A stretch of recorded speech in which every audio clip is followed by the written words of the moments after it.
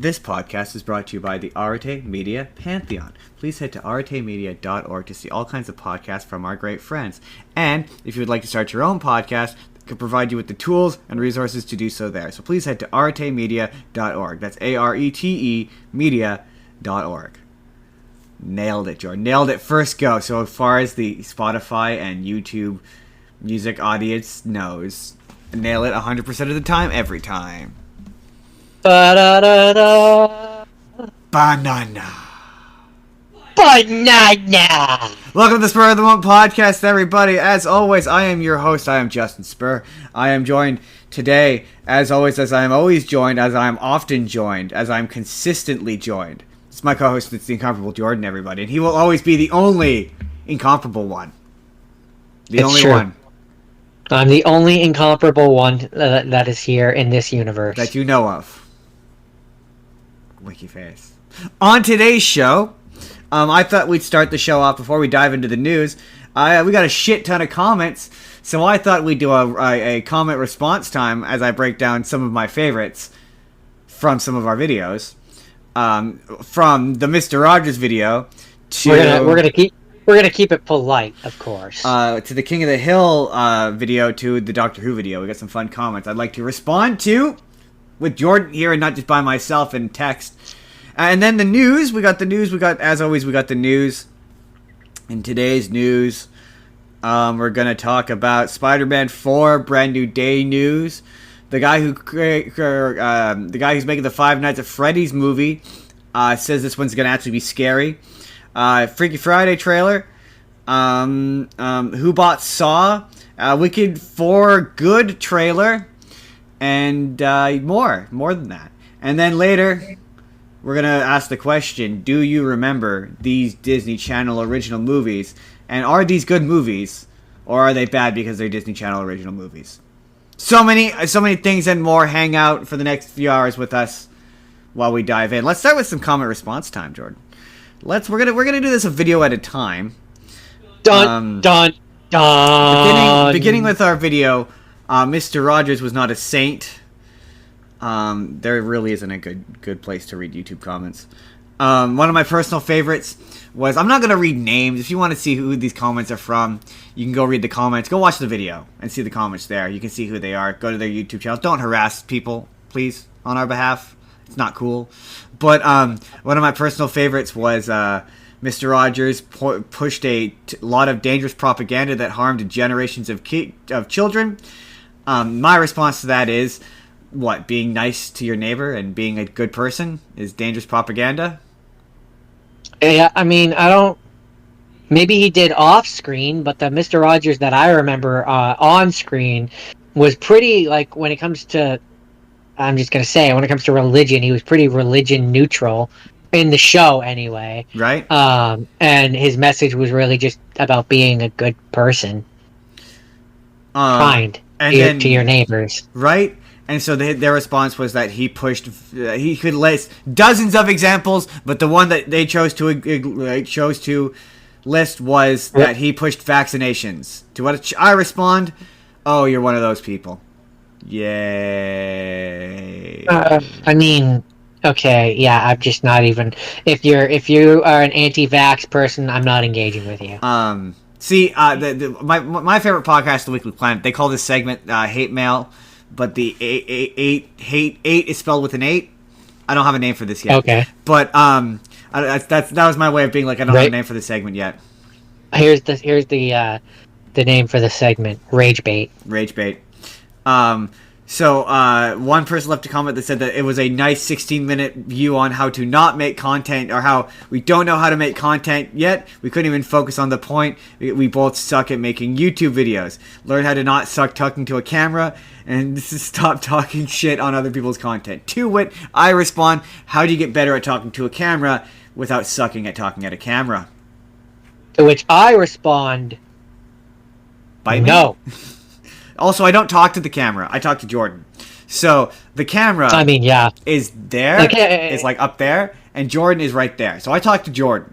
Or if Jake is on, I talk to Jake. Or if Haley's on, I talk to Haley. I don't talk to the camera. Sorry, guys. For me, it's even more. It's even more like you are the camera. Yeah, exactly. Like the camera is a tiny little pinprick off to the side, right, that I'm pointing at right now. But I'm on my phone, so like I'm just looking at my phone, and you're on my phone. So I'm Um, literally just talking to you. so okay, I will say I will bring up a positive comment. There's a bunch of someone called us neckbeards for based on our opinions on Christianity, which I felt we were really fair-minded to Christianity in that video, but that's neither here nor there. One of my personal favorites, and this one I will shout out their name because it's a nice comment. It was a host underscore the ghost 507. He says, thank you for this read on Mr. Rogers. You nailed it. Tom Hanks makes the same mistakes that so many impressionists do of playing Fred Rogers as sweet and soft. I met him as a student at Carnegie Mellon, and sweet doesn't figure into it. He really saw you. That can feel unnerving for people who aren't ready to be as completely open as he was.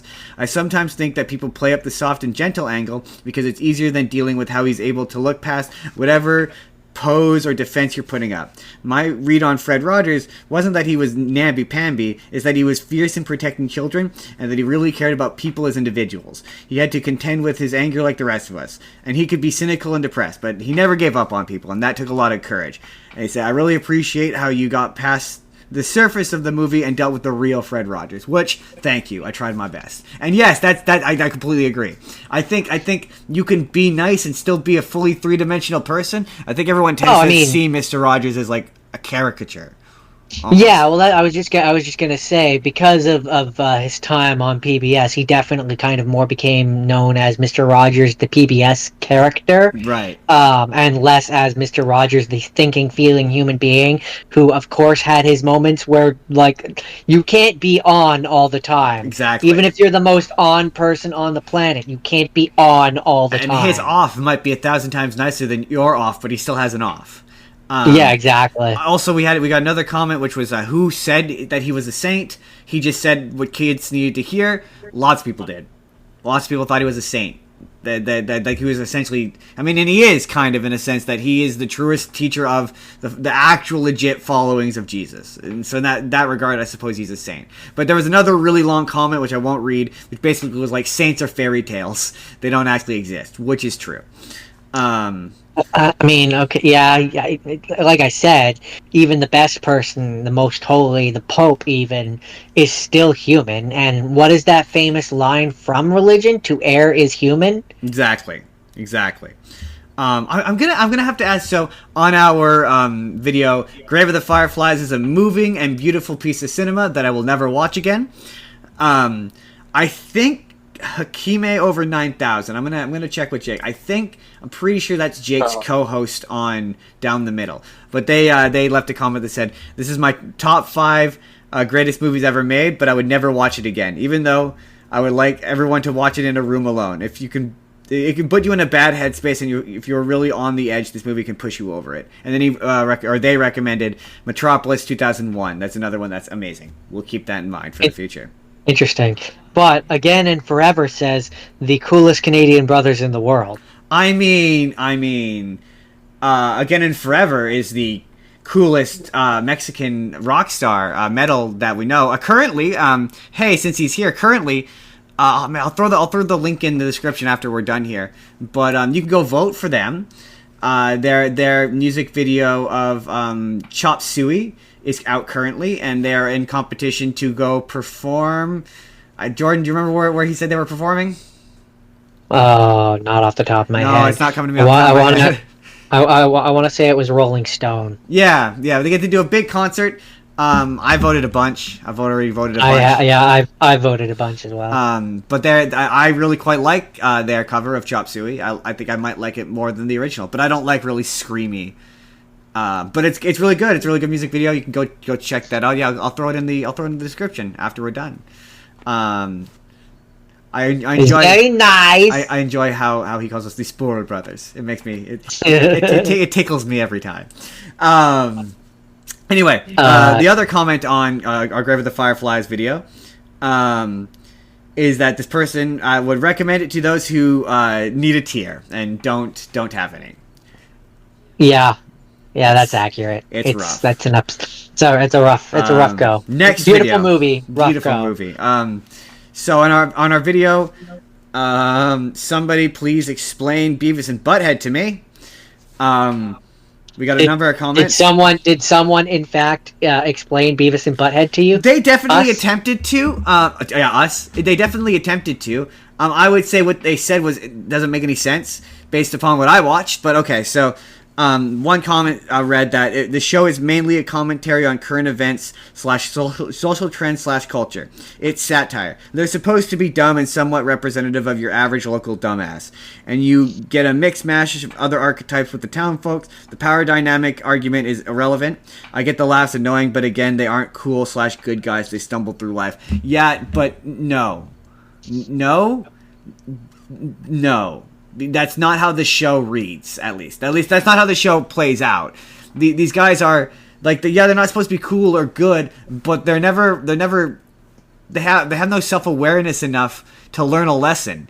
They're just dumb, and most of the show is just the reactions to the music video. So it's not really, and what most of their reaction isn't. It just kind of seems like that Mike Judge just watched the music video and did the voices. Like, it doesn't really seem to be all that biting of commentary, and the actual episode parts don't really have any resolution, like I said in that video. And then another attempt to explain. Justin, it was a different time. It was a romp, Justin. And this I do believe. But one comment said that if you grew up in the 80s, you get the show because they all knew kids who acted like that. And they would... I believe. They also cut to the music videos where they gave reactions, paved the way for reaction videos before YouTube. That, I will say, is true. Like, that absolutely. They predate any reaction channel on YouTube. Like, they... conceivably it came up with the concept. What they were saying was not insightful or interesting or worth watching, in my opinion, but they definitely started the trend. I will not take that away from them. To be fair, Justin, we didn't say explain why you like Beavis and Butthead. We just said explain it to us. So that is an explanation. They've given you an explanation. Absolutely, yeah. I don't. I guess I've never gotten it. I've never gotten it. I don't think I ever will. It's very interesting because even when I was 12 or 11 or 13, I was I hate these characters. They're juvenile for me. And also because I think I got called a butthead a lot. It just was one of those things where it wasn't an endearing name. Yeah. No. I don't. I will say I've seen clips of the new season and of the new season I was telling you about, further clips of it because obviously it's in my algorithm now, and it looks like the smart Beavis and Butthead come back, and they occasionally do episodes with in the movie you see the true future version of Beavis and Butthead, which is they're just regular guys who work and go and they hang out, and so you see episodes with them, and they now have kids, and the kids all beat each other up and are friends and whatever. Yeah, that's kind of neat. That is kind of neat that they expanded upon those ideas from that movie, and also I didn't completely hate that movie. So on our Doctor Who video, what on earth is happening on Doctor? Huh? Oh, I get it. Sorry, the new comment I didn't see. Someone just said all part of the. This was a live reaction for you, YouTube. You just saw his actual legitimate reaction to this comment. Yeah, which is just all part of the Doctor incest plan, like Loki. What? So the Doctor can kiss himself like on Loki. Oh. Okay. I was like, oh yeah, that makes sense. Anyway, yeah, a lot of what's happening? DEI. This is a desperate ploy to get people to watch the show again. It's all about nostalgia, whatever. But the one I will say that I did have a conversation with in the chat. Oh wow, this is really. I saw one person. All right, I don't remember where I saw it exactly, but I saw one take that part of what made Goody. I can never pronounce his name right. Gatwa. What made his doctor less good than previous doctors is that he didn't have his own outfit. Yeah. Every episode he was in a different outfit, and that made him less identifiable. I don't disagree, but also his whole bit was that he. Oh, that's reductive, but he's the gay one. He's fashionable. Fluid. Yeah. Well, I was more going to say in a more tactful way that he's the fluid one who constantly changes. Yeah, which they didn't lean hard enough into for them. I mean, the closest they got is in the last episode where he's arbitrarily wearing a dress because he's not arbitrarily wearing a dress. He's wearing a dress to try and basically stress, because from what I recall, in one of the previous parts, there's a thing which is I'm staying vague, but there's a thing which is causing bad things to happen, and so in order to basically push people out of their preconceived notions of what reality should be, he puts on the dress. Sure, but I mean, functionally, it's because he's regenerating into Billy Piper, and that way she's not wearing a dress. Yes, if you want to look at the meta reason, yes, absolutely. But I'm just saying, in terms of the story itself, there is a reason. I'm reading. I think. Yeah, basically the general consensus is, she hasn't been credited as the Doctor on screen or referred to as by anyone connected with the show. It's a cynical bit of fan service, like the offer of oral sex by someone who knows you plan to break up with them. That's funny. But basically, it's a desperate ploy to get people to come back to the show, which I don't get why, because the people who they're trying to get back will automatically on face hate the fact that it's a woman. So... I mean, but it's not an inaccurate statement. That is. No, for sure it is. For sure it is. What they're doing. I mean, I guarantee you, she's not the Doctor, and it's a fake out. Well, I saw a lot of people say they hope it's a fake out, and it turns out that Judy didn't actually regenerate, and this is just an excuse to give him a break so he can go film shit. But that's kind of plagued his entire run. So if they have to write reasons for him to be away, then you might as well. Regenerate him? Well, yeah, I mean, I said that a while ago in one of the previous seasons where there's only 8 episodes and he's not in enough of them. No. And so, I said pretty much right from the beginning of his tenure as the Doctor, if he can't commit to the show, he shouldn't be on the show. And clearly, finally, some executive at Disney finally agreed. And because that's the question, isn't it? He didn't want to. Well, that's the question, isn't it? Because I've heard rumors that he got forced out. Oh no! So that's not that. What? Okay. Apparently, what happened was he chose to leave because what was going to happen with the show was up in the air as to what was going to happen, whether it was going to get canceled or not get canceled, and he chose to leave last minute because he didn't want to wait around to do this, and he had other options, and you could tell. That he chose to leave last minute because allegedly they reshot the ending, and you can tell. I haven't seen it, so I cannot confirm. But it would kind of also, in a meta sense, fit because again, I maintain all the other Doctors regenerated under duress, which the actors had to leave, and this time he chose to leave, and so they wrote it in such a way that the Doctor chose to leave. Yeah. Yeah, and apparently all those changes were very last minute. All of it. That's why it all seemed really rushed. 2 seasons worth of. Apparently he was supposed to stay on for one more season, supposedly, but he chose not to at the last second. Which, look, I mean, yeah, I don't know. I wouldn't have minded. I'm kind of in a position that I don't really care. He wasn't around long enough or in enough episodes for me to form a deep connection with him, but by that same token, he wasn't around enough or in enough episodes for me to get to the point where I'm like, okay, I'm tired of him and I'd like to see someone new. I would have liked to see one more season. Peter I wouldn't have minded.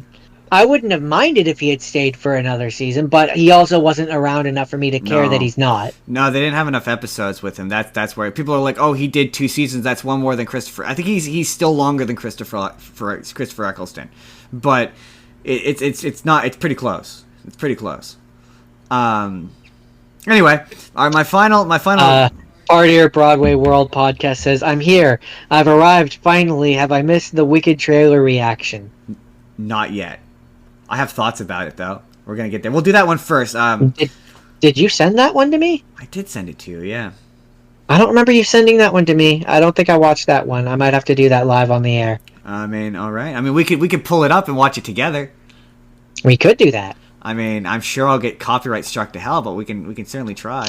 I mean, I was just gonna pull it up on my tablet and have it where I do it that way. But sure, if you want to do a double reaction to it, we could do that. Yeah, we'll see. We'll see how she goes. Finally, in our series comment of response time, It's the rage bait, rage or bait, rage bait. a rage bait segment. It's our King of the Hill video, which was titled "King of the Hill is a conservative show, and that's fine." And it has been. I think this might be more wild than the Andor comment section, only because it's been fascinating. Because both sides got upset by that characterization.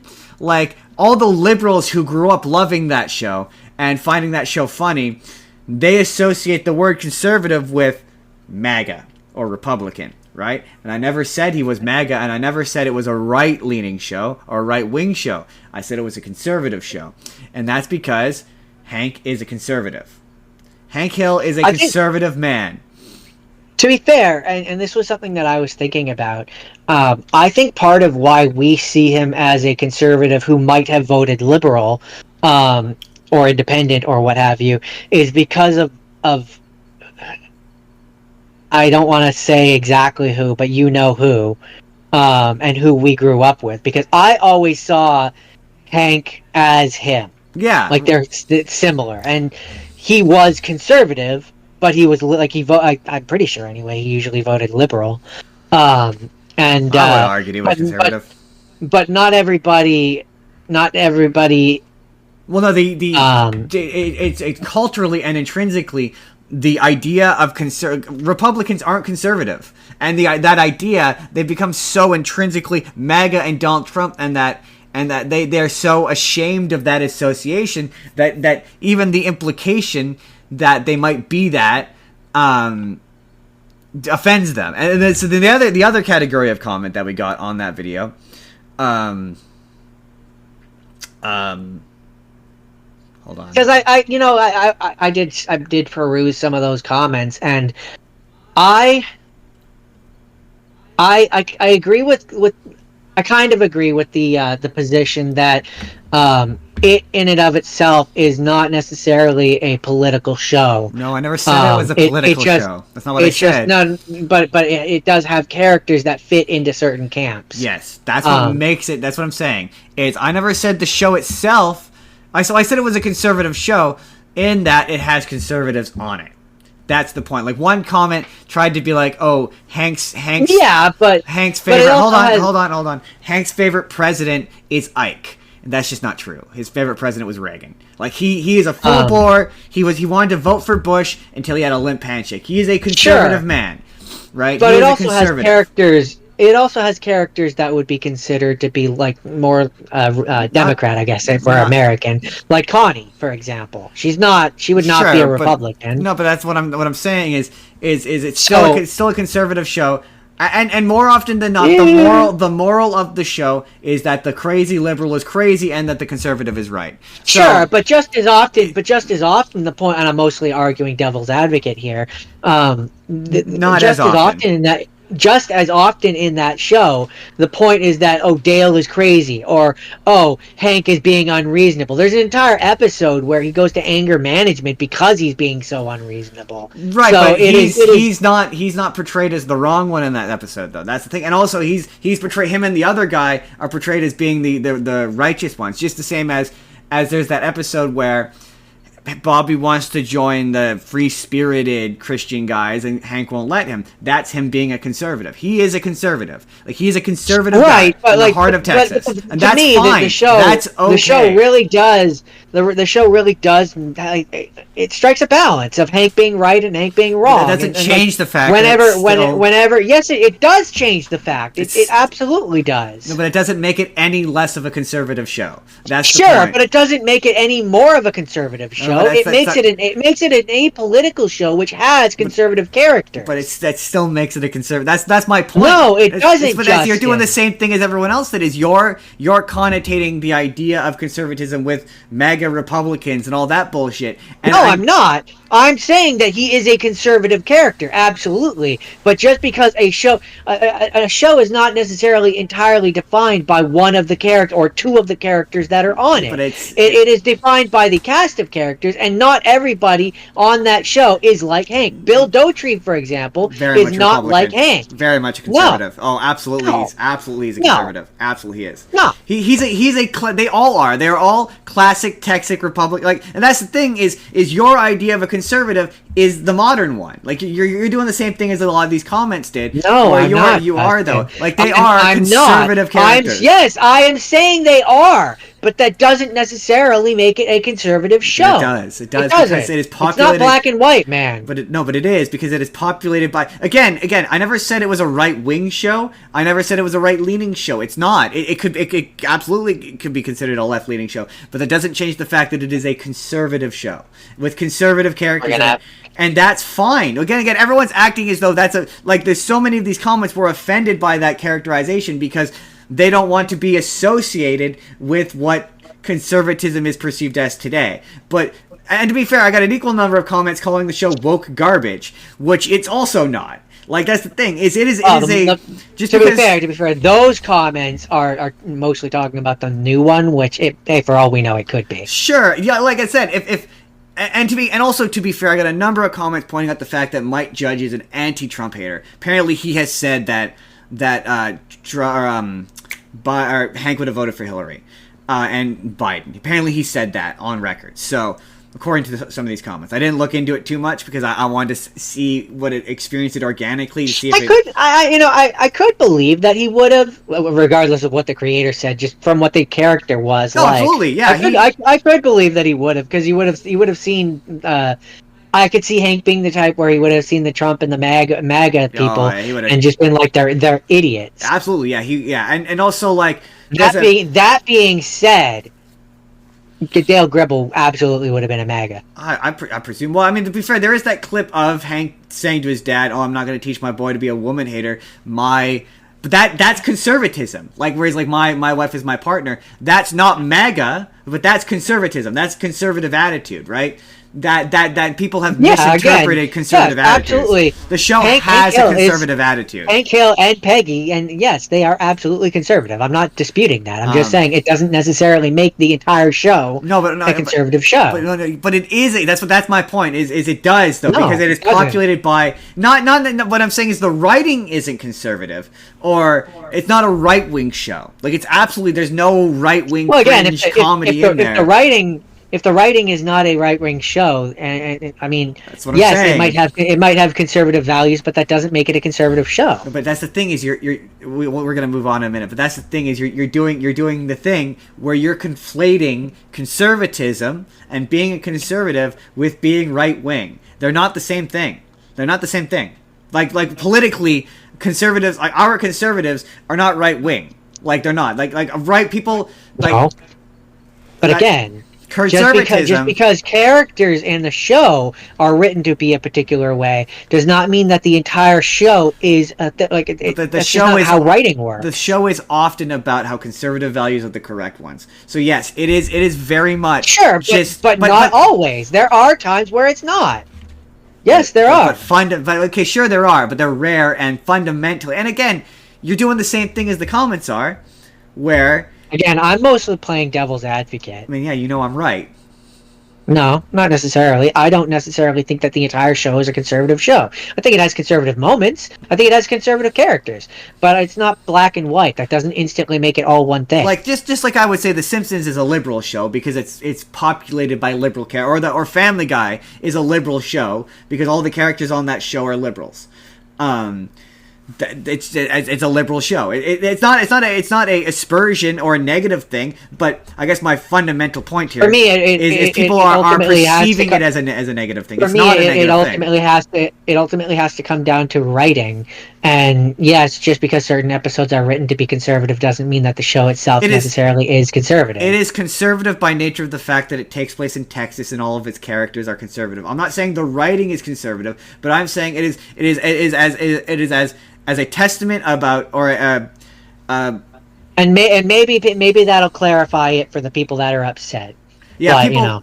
people conflate, and that I made a video about this on TikTok. But those comments conflate the idea of being conservative and Republican. Well, I mean, to be fair, They yeah, conflate because it's not the same thing. That's because the modern day has ruined the very nature of it and the idea of Yeah, it. They are permanently and irrevocably tied together, and that will never change. Just like calling a person a liberal a conservative is an insult. Calling a conservative a liberal, they would consider that an insult, right? And that's how they're seeing it. And that's what I found interesting. Was because me saying that it is a conservative show, it's fine. It's fine that those characters are conservative. That's fine. It's fine. And sometimes he's wrong, and sometimes he's right. Like there's time, and that's fine. That's how the world operates. Like one side is not explicitly wrong 100% of the time. So it's okay. That was my point fundamentally. It's okay that it's a conservative show. That's fine. What sucks are right-wing shows. Right-wing hack comedy, like Mr. Bertram and shit like that, where it's just angry white guys complaining about how they can't make racist jokes anymore. That shit sucks, and that's what people think I'm saying when I say it's a conservative show, but that's not what I'm saying. The audio people can't hear, but I'm giving 2 thumbs up. You're giving 2 thumbs way up, way up. Leave comments, everybody. They ignite. Helps with the channel, and it gets us pushed further into the algorithm, so more people can have our sultry voices speaking to them, exactly. Or squeaky voices, as some people. Oh say. Yeah, that was that final comment we'll talk about. Yeah, I said the squeaky one is annoying. Which one is the squeaky one? We have remarkably similar vocal timbres. Is it me? Is it me? Am I the squeaky one? Is it me? Am I the squeaky one? Am I the squeaky one? Also, will we acknowledge the fact that people think that we're clones and interviewing ourselves? On with the news, Jordan. On with the news. On with the news. On with the news, Jordan. On with the news. Yeah. Okay. So the news. Let's start off with that Wicked trailer. Do I want to risk getting blocked on YouTube by playing it? Defying gravity. Yeah. Fuck it. Worst case, we get kicked off. Because I mean, yeah, I can mute my mic and just watch it on my tablet. And you won't pick up anything I say or hear. If you're worried. Share my screen. I guess he's not worried. I'm not worried. Worst case, we get taken down. So we're gonna have to maybe... Can you see that? No? Ah, there we go. Perfect. There it is. Okay. Oh. Can you see that? I might have to switch. I have it in full screen. I might have to switch over to it. Hold on. Watch. There we go. Now it's open. You're gonna have to mute your mic, though. I don't know if it'll actually come out. Oh, Justin's paused it. Oh, it paused it? Shit. You minimize the application. Can you see it now?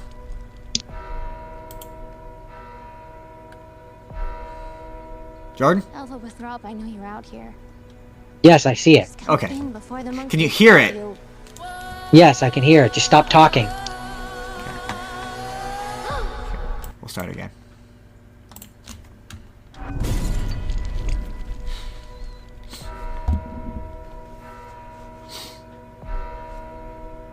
Alpha Withrop, I know you're out here. Just come in before the monkeys spot you.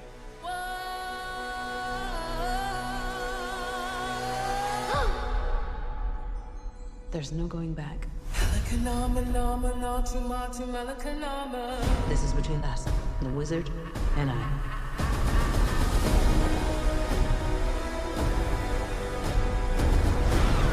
The Wicked Witch can't elude us forever.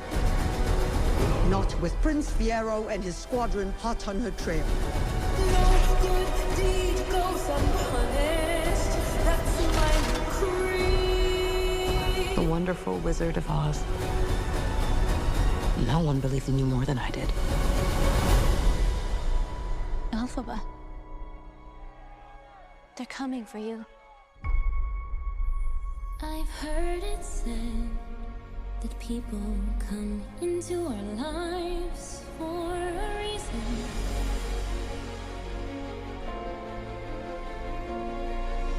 Sorry, I'm just like pity the poor audio listeners. Because I knew you.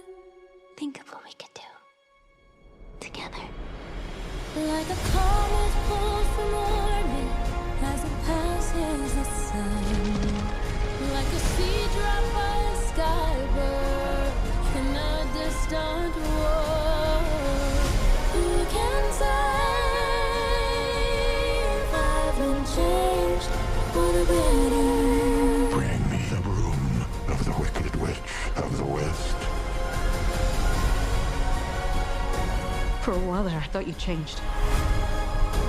I have changed. It's time. For both of us. To fly! Because I knew you. You're the only friend I ever had. Because I knew you. And I've had so many friends. I have been changed for good. But only one that mattered.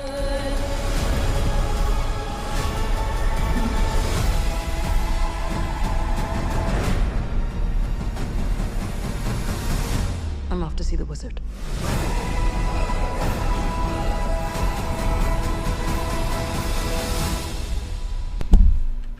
Okay. How do I stop sharing my screen? There we go. There we go. We did it. We did it, folks. We watched that trailer. Party happening? of Broadway World podcast says, I wouldn't, lol, but okay, you do you. I assume that's in relations to watching the trailer. Yep. Ignore that video that just popped up. Yes, absolutely. She's probably like, you're gonna get copyright struck, which I'm sure we probably... Well, here's the thing, right? Here's the thing about copyright strikes. I don't mind them when it's like, yeah, this is a copyright strike, but you could still let it play. It's when it blocks my video straight up. Party of Broadway World says, okay, but you're coming back on my podcast with Jake, right? To talk about this movie. Also, the fact that I'm crying again from this trailer. It's so good. We probably will, and then I might... Jordan might be Jordan's first appearance on the Party of Broadway World podcast, because I think it's the only one he hasn't done yet. Other than Goosebumps. Or the We haven't done wrestling one. Goosebumps. Or the wrestling one. Or the wrestling one. Or I also haven't been on the Final Frontier. Oh, that is true. That is true. But it could be your first appearance on the Party of Broadway World podcast. It could be. Well, I mean, we'll play it by ear. Play it by ear. When this comes out. But okay. Two schools of thought on this trailer. Thought number one. I think this movie looks good. I'm definitely interested in watching it. Jordan, what do you think? And then I'm going to say what I think about the trailer specifically. So, okay. Being the non-Wicked fanboy here, the person who didn't I am also have any context going in. As a movie, it looks fun. It's I'm fascinated to get to the part where it's just the Wizard of Oz. Yeah. Different. The fact that we see Dorothy, the lion, sinister. and all that is just it's weird. It's a weird way of a weird portrayal of a story that I know so well. And so I'm fascinated in that regard. I'm also fascinated because obviously in this interpretation, the Wicked Witch is not a bad person. So how do we resolve this story? Does she melt? Does she become best friends with Dorothy? Is Dorothy going to be portrayed as like someone who's being manipulated and is actually good? I think so. I'm fascinated to see like how this plays out and how it ends and where it goes. I think it's a you think she's dead, but she's not actually dead kind of stories. I feel like that's probably That feels gonna be like where the it's case. going. Okay, here's my thing about this trailer. It's a bad trailer, Jordan. Like, can we both agree it's a bad trailer? Because it shows almost the entirety of the movie. Like, I guarantee you that bit where he throws the broom at her is, like, the end of the movie. Probably. Also... Party of Broadway World says, because the Wizard of Oz runs parallel to Wicked. Yeah. I know the second act takes place during the movie. The Wizard of Oz, yeah. But yeah, the bit where she reaches out and it does a duh, duh, duh, as she grabs the broom is like from a superhero movie that's a completely different movie. Like the funny bit about that is you can see the multicolored dance floor in the background, so it's clearly leading into the bit that we saw earlier in the trailer where they're all dancing together. So it just kind of undercuts that moment like a little bit. And I'm not saying that's the fault of the movie. I'm laying it entirely at the fact that this is a bad trailer. Oh, I mean, yeah, It's not the movie's fault. It just tells me that there was a lot in the movie, and they just weren't sure which moments to show. It's not the movie's fault. No, it's not the movie's fault. It's the trailer maker's fault in that instance. So I get what you're saying, but yeah, no, we will probably have to try and tap into that algorithm and try and watch that when it comes out. I was a little disappointed with the other thing that disappointed me about the trailer is the other only song I know other than I guess Popular. Okay, one of 3 songs I know from Wicked is in this trailer, and it's the one that they're singing where because I knew you, I have been changed for good. I was like the synchronization of it was bad. It would have been better if it synced up where it went I have been changed and then you go for good and then you show the trailer. Show the title. Like it's called For Good. Why would you not sync it up? But yeah, I'm interested in that. I'm definitely gonna check it out when it comes out to the theaters. I'm not interested. I'm more interested than I would have been like 2 years ago before I was encouraged to watch it for the show. Absolutely. When you encouraged me, Justin. I did encourage you to watch it. Yeah. Okay. Sorry. I pulled up this one story, and it was what's happening with Star Wars now that Kathleen Kennedy is leaving. Who's taking over for her? And I see. This article says nothing. No, it just kind of says that they have 2 people in mind to replace her. Neither one of which is Dave Filoni, who you obviously know from doing. He did the Clone Wars and the Bad Batch and the Mandalorian and all that shit. That's Dave Filoni. Yeah, I've heard some people say that he can't do it because he's too close to the lore. Yeah, well, that's just it. That's what a lot of people say. He's too much of a creative guy. Like that job is more of a like behind the scenes kind of. You don't really get to do any of the fun creative shit kind of job. And then the other guy you've never heard of, so I'll spare you saying his name. Part of your Broadway world has committed to screaming at you about it later. I mean, fair enough.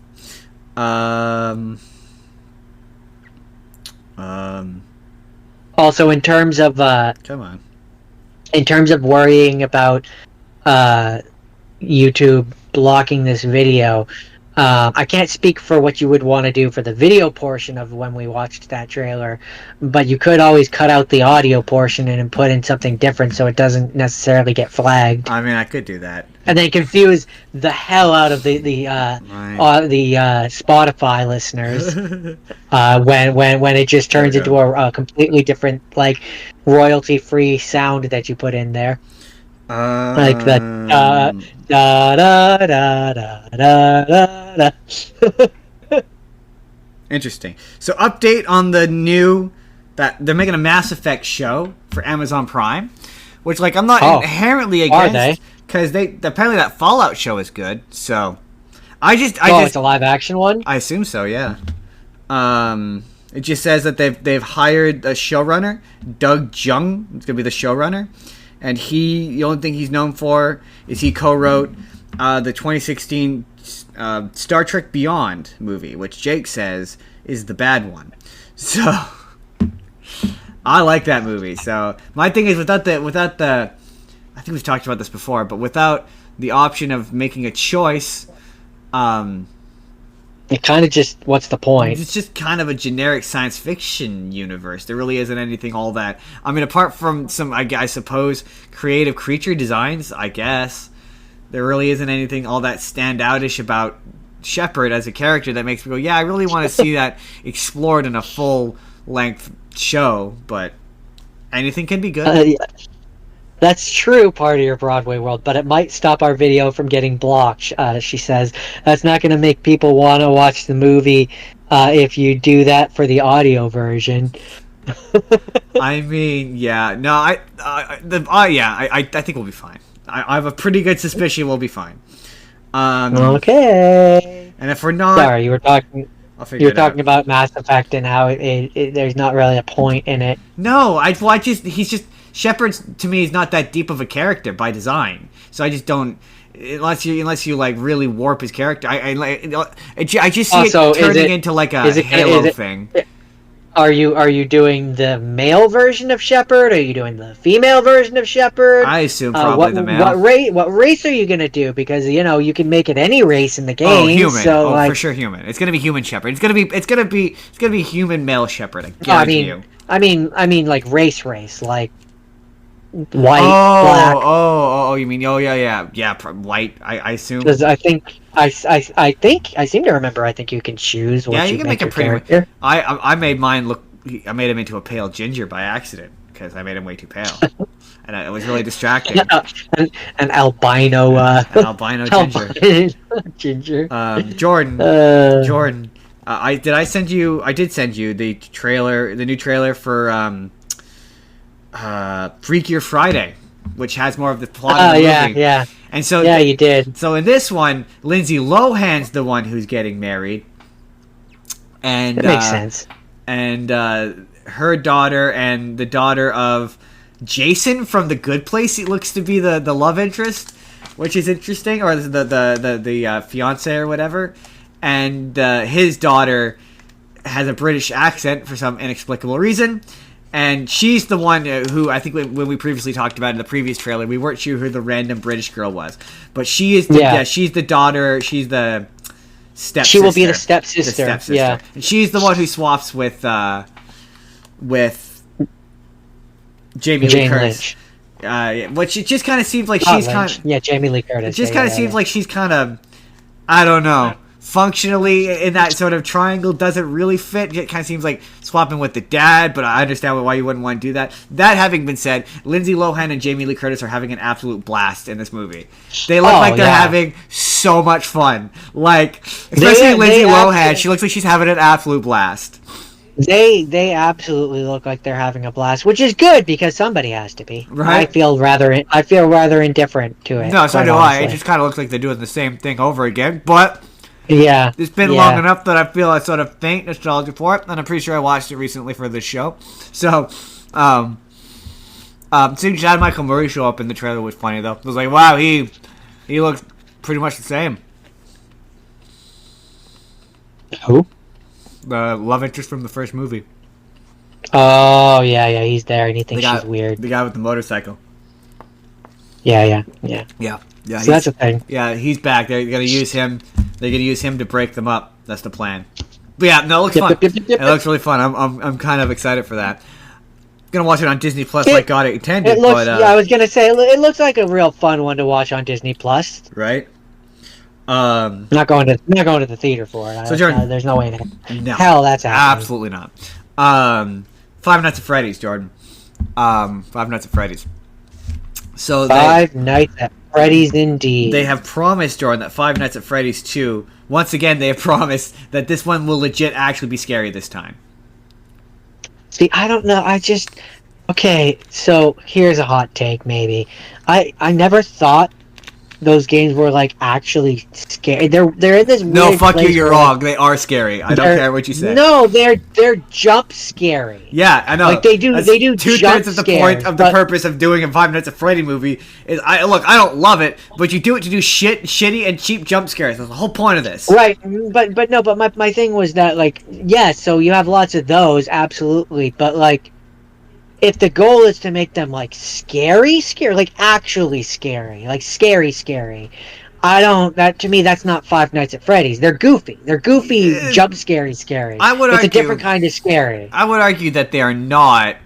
There's a happy medium between what you're saying and what happened in that first movie, which is there's that really weird long prolonged scene where they're all having a sleepover and you completely undercut what is supposed to be like Five Nights at Freddy's 1, that scene where they're having the sleepover would effectively be like if midway through Friday the 13th, or even I guess we'll do Friday the 13th. Midway through Friday the 13th, Jason just became their lovable sidekick for some reason. Right, and so that's where I'm. There's a happy medium. It needs to do more than that, but I'm saying I don't need scenes where you literally see them like the animatronics like ripping them apart or like blood like. So I don't need it to be, it's never gonna be that. I don't need it to be like Terrifier, is I guess what I'm saying, or even Saw. Yeah, like it should be like a PG-13 kind of thing. This is a franchise for children, fundamentally. So no, it's never gonna be that. They need to get that core audience of children. See, that's what's weird about it is, I don't know. When he made this game, I don't know who he was intending. Oh no, I don't think it started off as a franchise for children. I think it's a franchise for children now. It never used to be which is weird because it's a franchise about murdering children. Right, but there's way too many children's books based on this franchise for it not to be a franchise for children. That's where I'm like, I've never. I'm not saying it started off that way. I'm not saying it should be that way. I'm just saying it is. That's why I say for the movie it has to walk that tightrope of it needs to be safe scary. See, I thought the first one struck the perfect balance, but like adult fans who ruin shit were like, it's not scary enough. So the next one will probably have a bunch of shitty fucking jump scares. I still maintain that first movie's hysterical. It's good for the reasons it shouldn't be. Yeah, exactly. I like the first one, but I mean, I know a little bit about Five Nights at Freddy's, and so it makes it funny to me. Right. Also, I mean, they look right, they act right, they feel right. Like the puppetry in that first one is pretty phenomenal, all things considered. But yeah, I'm interested to see what they do with the second one. So Jordan. Hashtag bring back Matt Pack. Hashtag bring back Matt Pack. Jordan, so Kevin Feige, as he often does, made things complicated, as he says that the Thunderbolts post-credit scene might not be as simple as we thought. So spoiler for the post-credit scene of... The fuck does that even mean? So a spoiler alert for the post-credit scene of Thunderbolts. There you go. Ample warning. But they see a spaceship in space, and it comes through a portal, and it looks like it's the Fantastic Four ship, which is apparently called the Excelsior. So Kevin Feige said their ship is the Excelsior, and there is a Fantastic Four ship entering the MCU, but I'm not sure they're the same ship. Oh, what is the implication supposed to be that Robert Downey Doom killed his Fantastic Four and stole their ship, and that's the ship that we're actually seeing, and that's going to be like the first scene is the Thunderbolts going to check it out, and Doctor Doom is going to appear and kick their ass? Yes. I don't know. It's Kevin Feige. He's confusing. No, we're going to get rid of that. So Jordan... But we can agree, it could be that. It could be that. So Jordan, you're never going to guess who has purchased the rights to the Saw franchise from Twisted Pictures and Lionsgate? Disney. No. Maybe Fox. something else. Oh wait, no, that's Disney. Sony. No. It's Blumhouse, which is interesting. That's the Five Nights at Freddy's people, isn't it? It is the Five Nights at Freddy's people, but it's also the original Saw people. So James Wan is the part of the company. James Wan and Jason Blum, they own, or James Wan, I believe, he owns Blumhouse. I think, or he's involved with it in some capacity. So this deal would reunite him with the Saw franchise. So he's the one who directed the first one. Yeah. So like that's interesting. So I would be very interested to see James Wan come back and do a Saw movie. See, at that point, what I would kind of like is not necessarily a straight remake, but I'd like, if it comes back under the ownership of the original guy, I'd like him to reboot it. Yeah, I would absolutely love have the guy have the guy who did the first one come back and do a new first one. I'm down for that. I'm absolutely down for that. That'd be awesome. Jordan, they announced... Again, not necessarily a straight reboot, but like something new, but something that just brings it all back and because it's like it's over the top. What do you do with where it is now? Like, do you do another in between? Do you bring Kramer back again and have him look even older, even though it's supposed to be in between the third and the second one, and he's supposed to be 20 years younger than he currently is? Like, you can't keep doing that. Are you gonna do that weird sequel with Hoffman? That's like 20 years too late. No, just reboot it. So, Jordan, there's a PlayStation State of Play. There's a bunch of video game news that came out this week. Video games? They announced a new game called Marvel. I don't know how to pronounce it. Token. I don't know how to pronounce it. Oh, the fighting one that you showed me. Right? Yeah, that game actually looks kind of fun. That one just kind of looks like Marvel vs. Capcom without the Capcom. See, you said Marvel vs. Capcom. To me, it reminded me of Dragon Ball Z Fighters. I saw that comparison too. I could see that, but just because Marvel has done a fighting game before, it just immediately makes me go back to the classic. It gives me that much like Fighter Z, where it's like, oh yeah, if you want to be okay at this and just do the story mode, it's a one button masher.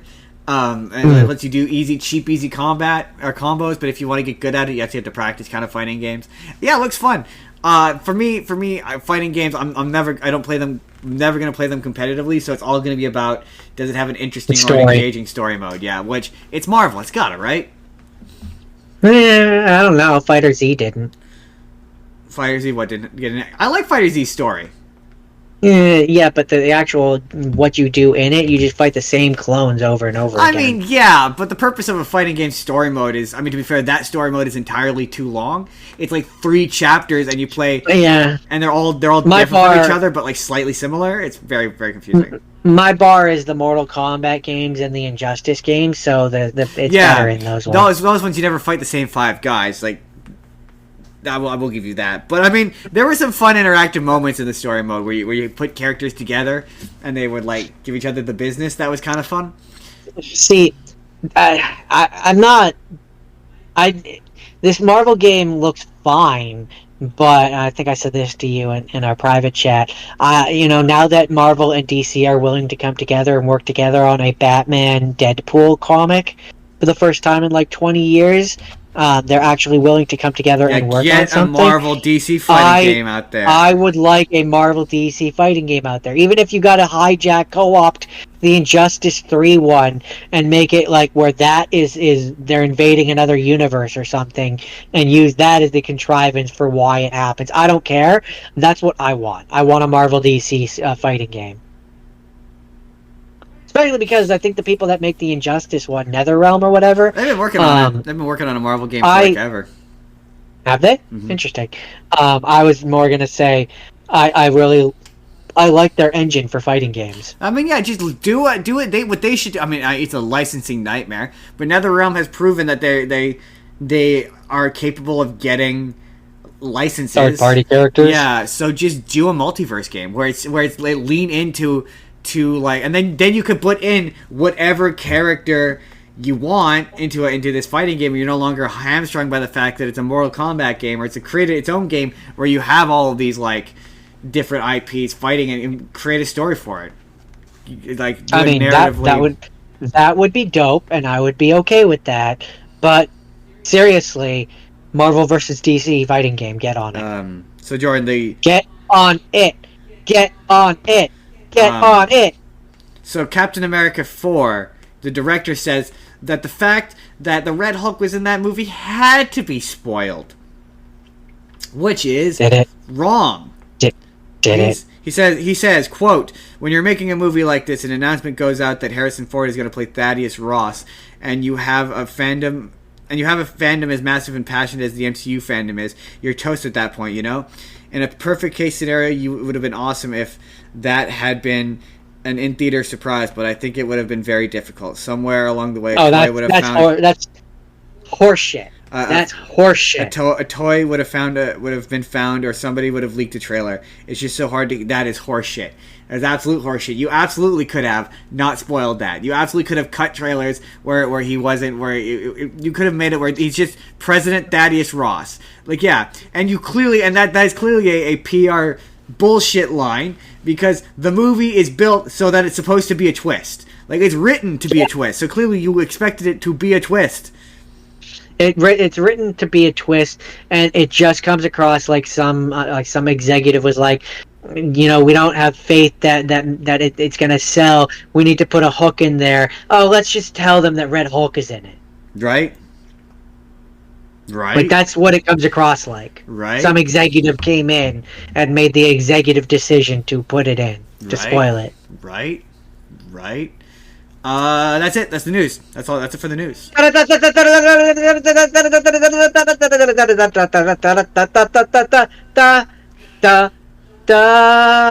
and enough. You know what? Today's episode, I've decided I'm going to full borely into it. Today's episode is brought to you by Again and Forever. We already talked about it earlier, but just as a reminder, you can go check out their music video for Chop Suey. And they got a new album coming out eventually, The Diary of Charles Manson, I think is what it's called. Some sort of hidden meeting.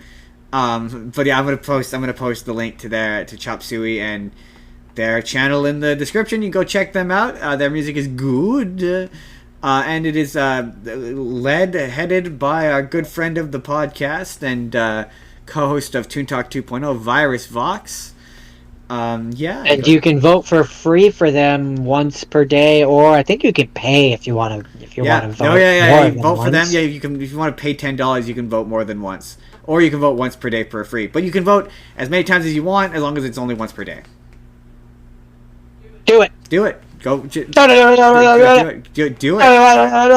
Go check out Chop Suey and leave a comment and tell them that we sent you. I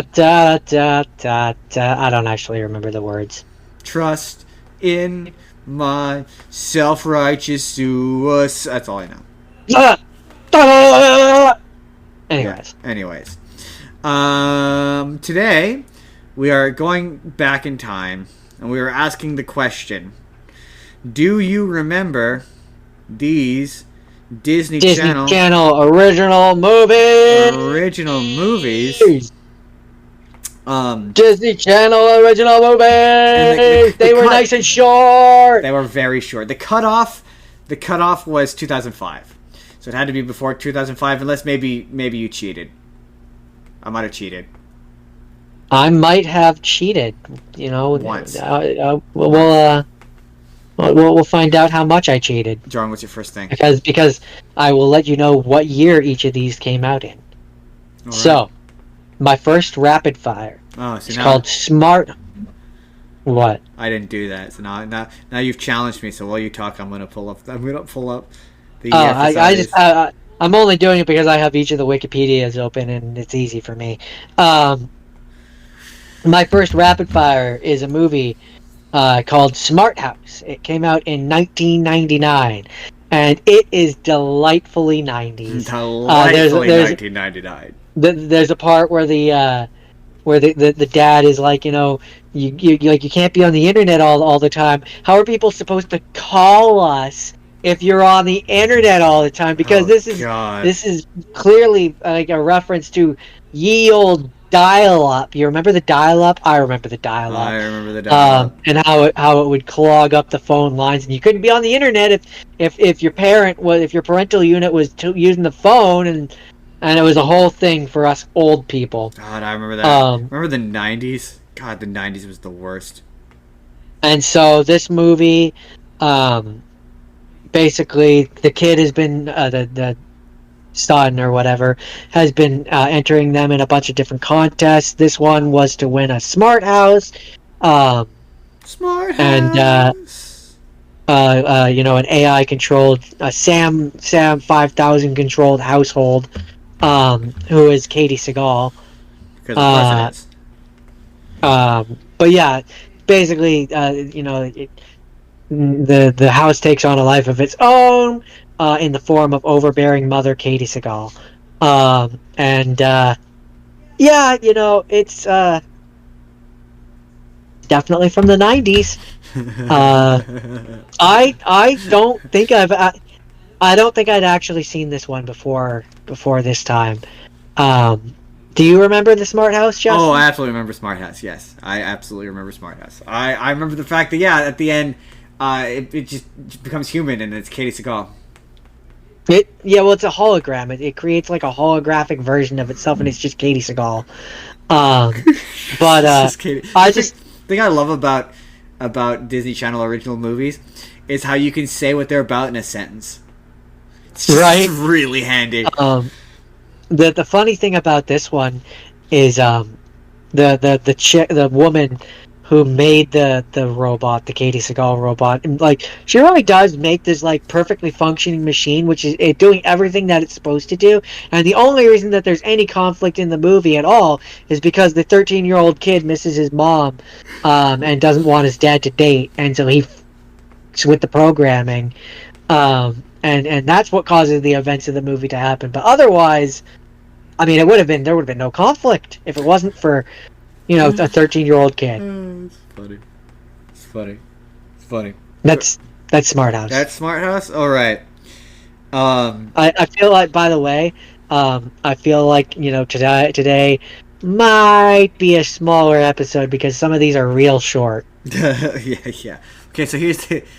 Okay. So when it comes to Disney Channel original movies, I find that I found this week that there's a sliding scale of, like, some of these, they're all bad. Like, don't get me wrong. None of these are good movies. But some of them are, like, good, or bad, because they're Disney Channel original movies and the budget isn't there. Campy. There's some that are campy. Right. They're good for what they are, is how I would put them. So this is a good movie for a Disney Channel original movie. And the other thing is each one of these has a random celebrity. Just a random famous person that you're like, this feels like slumming it for you. You're famous by this point. What are you doing in this movie? So most of them do, yeah. At least one. So that was a very long lead in to say, my first one was a movie called The 13th Year. Jordan, do you remember The 13th Year? Isn't that one where she gets 13 candles or something and gets a wish for each year? No. 13 wishes? That's I think you're thinking of 16 Candles. But no. 13th Year maybe. is it's a young boy and he turns 13, and on his 13th birthday, surprise, he discovers that he's turning into a mermaid. Or I suppose he's a merman. That's a joke that they do multiple times. And he meets a kid, he meets this friend who's like your atypical... Oh yeah, this movie came out in 1999, by the way. And he's like your atypical, like, he's a nerd. All he wants to do is study. And the main kid, he's the captain of the swim team, and they don't get along because he's cool and he isn't. What made me laugh, though, is I sent a video of this to you where I was like, man, we used to be, like, self-aware back in the day, you know? We could tell that people didn't like us, and then we would leave. Now, if this movie took place today, that kid would hang around, and the scene would just be awkward. Or he would be the bully. Because for whatever reason, the nerds are the bullies now. The nerds have risen up and taken over. Yeah, right? So him turning into a merman manifests in several different ways. So, he shocks people with electric eel powers. He sticks to shit like he's Spider-Man. He's really thirsty, and he starts developing fish scales. And he can't figure out what to do. Does. In the meantime, it's puberty. You've just described puberty. Well, so his because the movie obviously needs to contrive a reason for him not to say anything. He eventually develops the good sense to say something to his, or for them not to say anything to anybody else, or to figure it out. So at a certain point, he decides to tell his parents, and his mom. He's like, okay, maybe I should go see a doctor. You know, I've got these scales, and this is how it's all manifesting. And she's like, no doctors. And they're like, they're like, oh yeah, because doctors are all quacks. What? No. What? No. Definitely a doctor. Definitely, if you're developing scales, for sure a doctor. Definitely a doctor.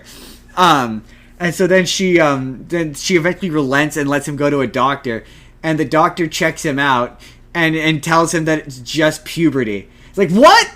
No, he's got scales and he sticks to shit. It's not just puberty. Are you crazy? Okay. I'm sorry. I apologize. Not all doctors are quacks, but that one definitely is. That one is 100% a quack. That one is 1000% a quack. And there's the kind of the thing with some of these movies is you kind of have to put yourself in the perspective of, I'm an adult and I have logic, and so the big final, like, sort of conflict of the movie is obviously he wants to go to the big swim meet, and every time he touches water, he turns into, every time he touches water, sometimes he starts turning into a merman, but other times he doesn't. They never say it, but I think it's the implication that it's salt water that's doing it. That would make sense. Yeah, unless he changes when he's in a pool, in which case that makes no sense. Well, sometimes he does, sometimes he doesn't. So the climax of it is, yeah, he goes to do the big swim meet, and his kid friend Jesse is like, no, don't go do the big swim meet. He's like, I have to. And he's like, why? Like, it's not even like other sports where you like get to wear a jacket or be cool. It's like you get wet and you're covered in chlorine and you stink for like hours on end. It just doesn't seem worth it. So of course he does the big swim, and and now he's permanently turning into a merman, and they can't stop it or whatever. And the entire time, the best friend's dad has been like trying to find mermaids. Like, he's been obsessed. Everyone calls him crazy. And the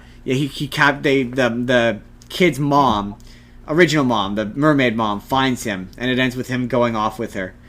Yeah, it's really weird and very strange and very not. It was all right in terms. Oh yeah, sorry, the random celebrity that's in it, Dave Coulier's in it for some reason. Okay. Yeah, he's the dad, randomly. I'm like, what the is that Dave Coulier? What the? Alright. Odd. Alright.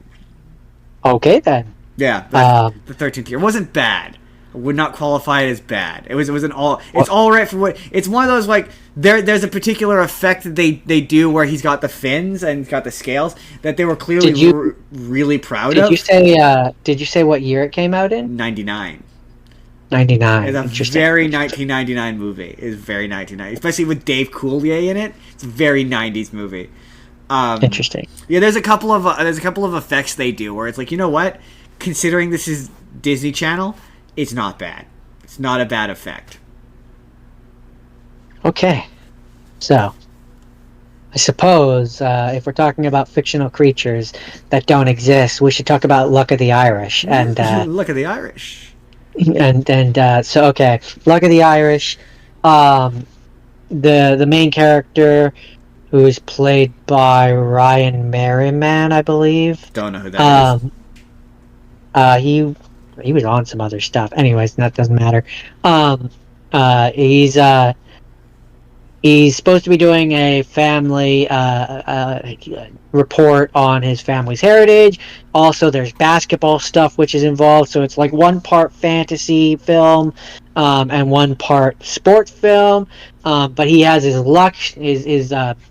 lucky coin stolen when he's at an Irish festival, trying to find out about his heritage, and then whoopsie poopsie, he starts shrinking, gets red hair, his mom turns into the size of a leprechaun, he finds his grandpa. Wait, what? His mom turns into the size of a leprechaun? Yeah, she shrinks, so she's like that tall. I actually do remember this. I remember two things about this movie. Number one, there's that factoid about the creation of the potato chip and how they slice the potato too thin, and that is the reason for the existence of the potato chip. The reason why I know that factoid is because of this movie.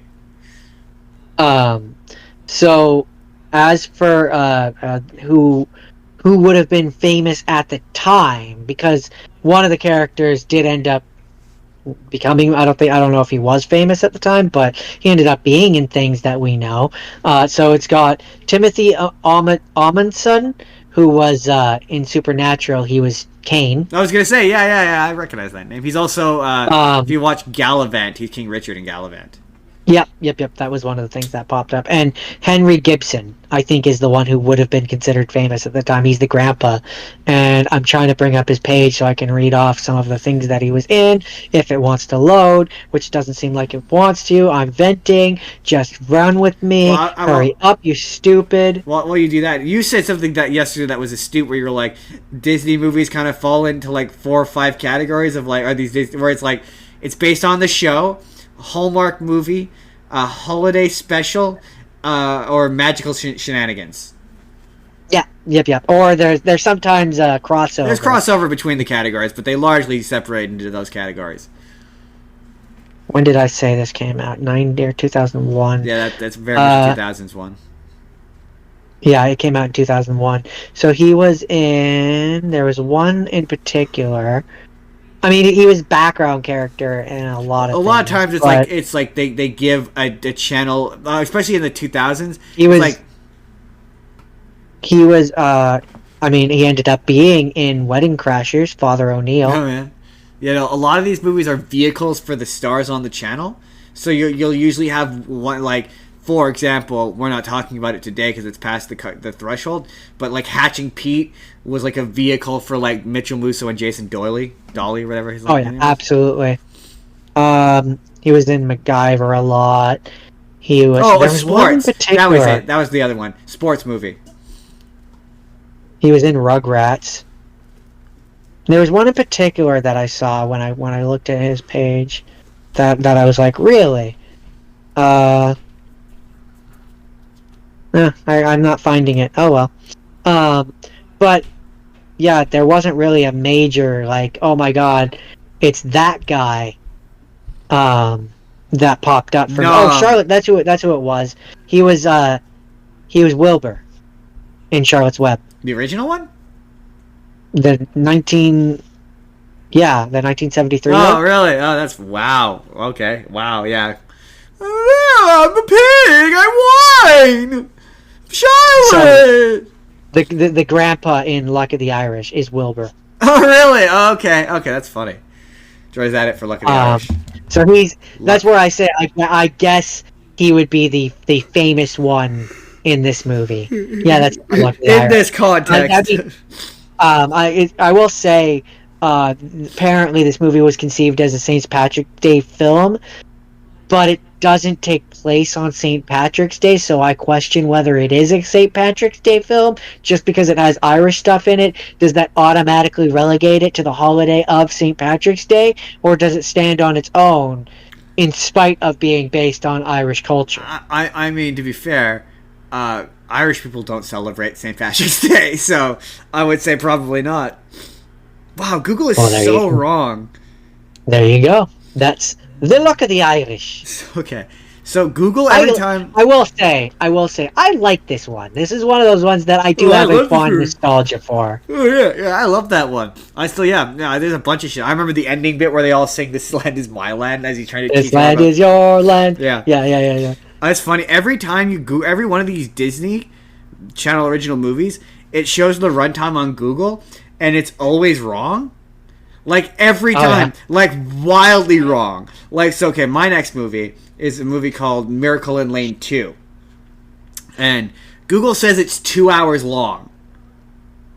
None of these are 2 hours long. None of these are remotely 2. No, I think it was an hour and a half. I was shocked that it was an hour and a half. So, okay, this is... I think the longest one that I had, was an hour 40, I want to say. Oh, man, no, they never went above an hour and a half. Really? There's no way. Maybe I'm wrong. None of mine went above an hour and a half. They all like sort of sandwiched in around an hour 20 to an hour and a half. So okay, so my next movie, is a movie called Miracle in Lane 2. Came out in the year 2000, and the person who you're like, wow, you're too famous for this, is Frankie Muniz. Which this must have been based on the year 2000. This must have been pre Malcolm in the Middle. Hold on. Now I'm curious. Yeah, no, it's the same year. Interesting. So he must have filmed this around the time he did the pilot or started doing Malcolm in the Middle, because it's the same year. So yeah, I think he's too famous for this. But he plays Justin Yoder, who is a soapbox racer, a famous one. He basically, the plot of the movie is Justin Yoder is a kid in a wheelchair who he has some sort of, I can't remember what it is. Hold on, let's see if this Wikipedia says what it is. Spina bifida. He has spina bifida and hydrocephalus. So he has a wheelchair. And his parents are overprotective, and he wants a trophy. He wants to be remembered for something. And this is based on a real guy. And he is credited. The plot of the movie is he becomes a soapbox racer. That's the plot of the movie. Very easy. This is why I love these Disney Channel original movies. But he's known for, in real life, creating a handbrake that allowed other physically handicapped kids to participate in soapbox racing. So within that sphere, he's quite famous. And tragically, he died in a car crash. Like, he got smoked in a car crash and died. That's sad. That is really sad and morbidly ironic, in a way. I don't think you can say that. Anyway, this movie's weird. This movie has a tone problem. So the number one. These movies all have pacing issues where they're clearly okay. Now let's go back a bit further. A lot of these movies feel like they were shelved scripts for not real movies, but like theatrical. You know what I mean when I say real movies, but like theatrical releases for adults. Maybe this felt like this was a theatrical release that got stripped down from a budget standpoint, and Disney just picked it up. That's what this feels like. It's one of the ones, Jordan. Yeah, it's the Hallmark one. It slides into one of those categories. It's the Hallmark. It's the Hallmark category. Yeah. And so the first like nothing really happens for the first like 30 minutes. It's just the Frankie Muniz in a wheelchair getting into shenanigans. He's basically just Malcolm from Malcolm in the Middle. And he has these weird like fantasy sequences randomly where like he sees God, who is I'm guessing played by at the time a famous race car driver whose name I would say to you but you wouldn't recognize and I didn't recognize, but he was a famous race car driver. And so Frankie Muniz, his character Justin, feels weird calling him Justin, but he talks to him and he pictures himself talking to him. Or there's points where like there's a point where he's trying to convince them to let him do the soapbox derby racing, and he's envisioning it as like a courtroom drama where like mom is defending him as the defense and dad is prosecuting and the brother is the judge. And they're really funny sequences. Like, they're genuinely funny. Like, I laughed. Like, it's a funny movie. And Frankie Muniz, obviously, however many seasons of Malcolm in the Middle, very charismatic. Too famous for this, arguably, but very charismatic. And the emotional stuff is really, really effective, and it's really good. But about midway, when he starts to do the soapbox stuff, it becomes an entirely different movie, where now the main kid, they stop doing the fantasy sequences, and now the dad's the main character, and the movie's about how he's neglecting the one son because he's spending too much time with the kid in the wheelchair, and how he's being a neglectful father and husband. And there's a bunch of scenes with him, and there's a mentor character, and like they're hanging around talking about how his emotional problems, and it kind of stops being about the kid. It's very weird. It's very strange, and it becomes all of a sudden ultra serious and ultra dramatic, and like really emotionally tense.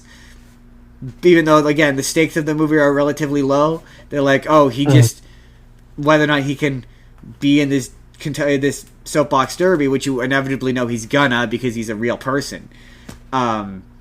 But yeah, it was honestly it was all right. Like, that's where I'm like sliding scale of these Disney Channel original movies. It's honestly probably one of the ones that's actually a good movie. That's it. Okay. That's Miracle in Lane 2. Jordan, do you remember watching soapbox derbies as a kid? Just a real quick aside. In real life? Yeah. No. You don't remember? You don't remember we went to when we went to watch them in Cloverdale? The Big Hill in Cloverdale? Oh, I'll never forget it because I grabbed a bee in my hand and I squished it and it stung me. No, I don't specifically remember I always that. wanted to do. These movies always make these things look way more like serious than I imagine they are, but yeah. It's kind of like one of those like we're going to talk about high school sports later, but it's like my relationship to high school sports, like maybe it's as dramatic as these movies make them out to be, but at least in my school it never seemed it was. But we'll talk about it. No. So, okay. I'm going to switch up my order here a little bit. And because so you talked about you briefly mentioned Malcolm in the Middle, which segues nicely because you remember how the older brother ends up at military school and it's like portrayed as like this punishment and it's a bad thing. You really don't want to go to military school. I mean, that's always been my understanding is that's been my understanding is military school is a bad thing. You don't want to end up there. Well, I mean, I suppose if you want, I mean to be fair, in movies it's because they don't want to go, but I assume there is a segment of the population who wants to go. But I've never seen a thing which is portrayed in that way, which segues nicely into I watched Cadet Kelly, Um, Oh god, I've seen that movie so many times because I had a Which- massive crush on Hilary Duff as a child. oh yeah, growing up, I mean, even still, I still have a crush on current. Oh, absolutely, Hillary yes. Duff. I have a crush on the very much now adult woman Hilary Duff. Yes, that crush has not faded. Is Right. more the point. But when I had a crush on her when I was a child. I wasn't an adult who had a Which- crush on a child. I was also a child. She's in fact older the than time. me. Yeah. But- Anyways, By a this couple of movie years. was actually Hillary, and I didn't know this. This okay, there's a couple interesting things about this movie which I didn't know. Real which I'm quick, just learning. remember how we were talking about the movies that are vehicles for the stars already on existing shows? This is that. So this is a vehicle for, obviously, at the time, Hilary Duff is on Lizzie McGuire, and obviously, Christy Carlson Romano is on Even Stevens at the time. And also, probably by that point, Kim Possible? I'm probably. As for the Hilary Duff being on, yeah, I'm pretty sure she was, anyways. But anyways, Sure. this is her first or her second rather, starring film role. Yeah, the first, obviously, we talked about it. It was Casper. It was Casper. We talked about Casper. That was her first one. This is the second one, really. This is the second one. Yeah, I have to assume she was on Lizzie McGuire by that point. I feel like I'm she too was. lazy to actually go and look at the dates, but I'm pretty sure. Yeah. Yeah, that's an example. Cadet Kelly is an example of a movie that takes something that is relatively mundane and that typically has no drama to it and adds drama to it. So, like, rifle spinning at military school, I guarantee you, is never that exciting. Right. Also, another interesting thing. This was the second film filmed in Canada by Disney Channel. Really? Interesting.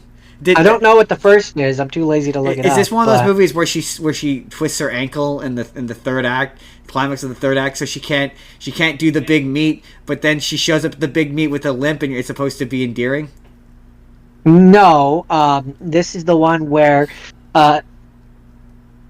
in the third act, when she's supposed to be part of the big group thing, she has to go AWOL with stepdad and go rescue actual dad, and then she makes it back just in time to do the one last dance with Christy Carlson Romano's character.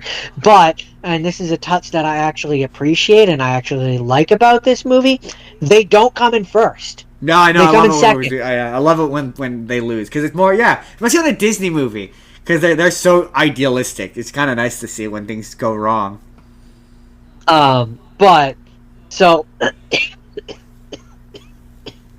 Gary Cole, is he famous at the time? No, I don't recognize his name.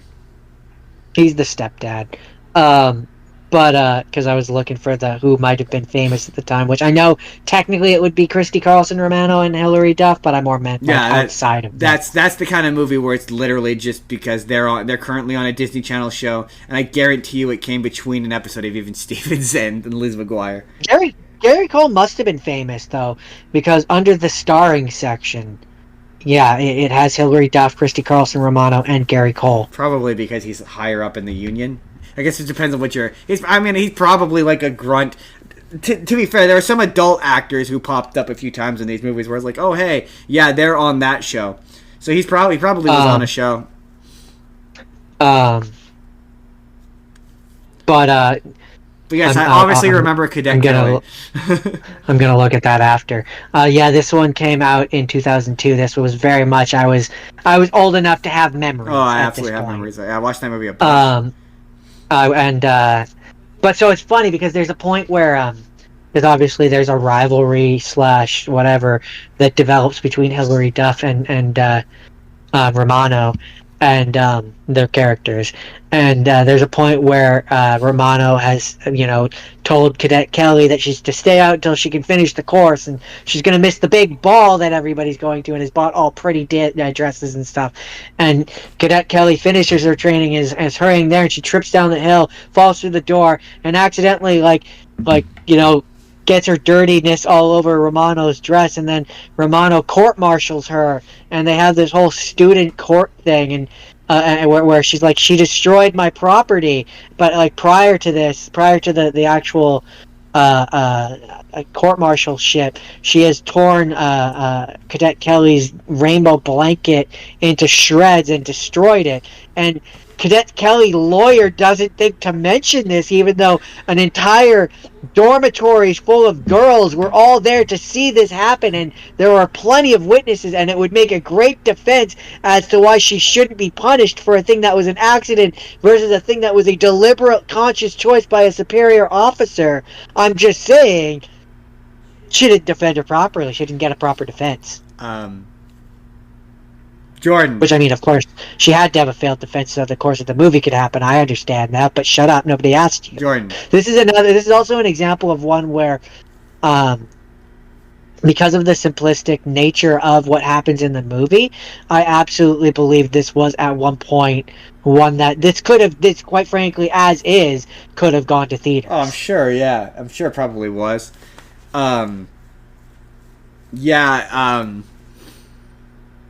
It definitely reads that way. It's probably an adult. Okay, Jordan, did you remember Miracle on Lane 2?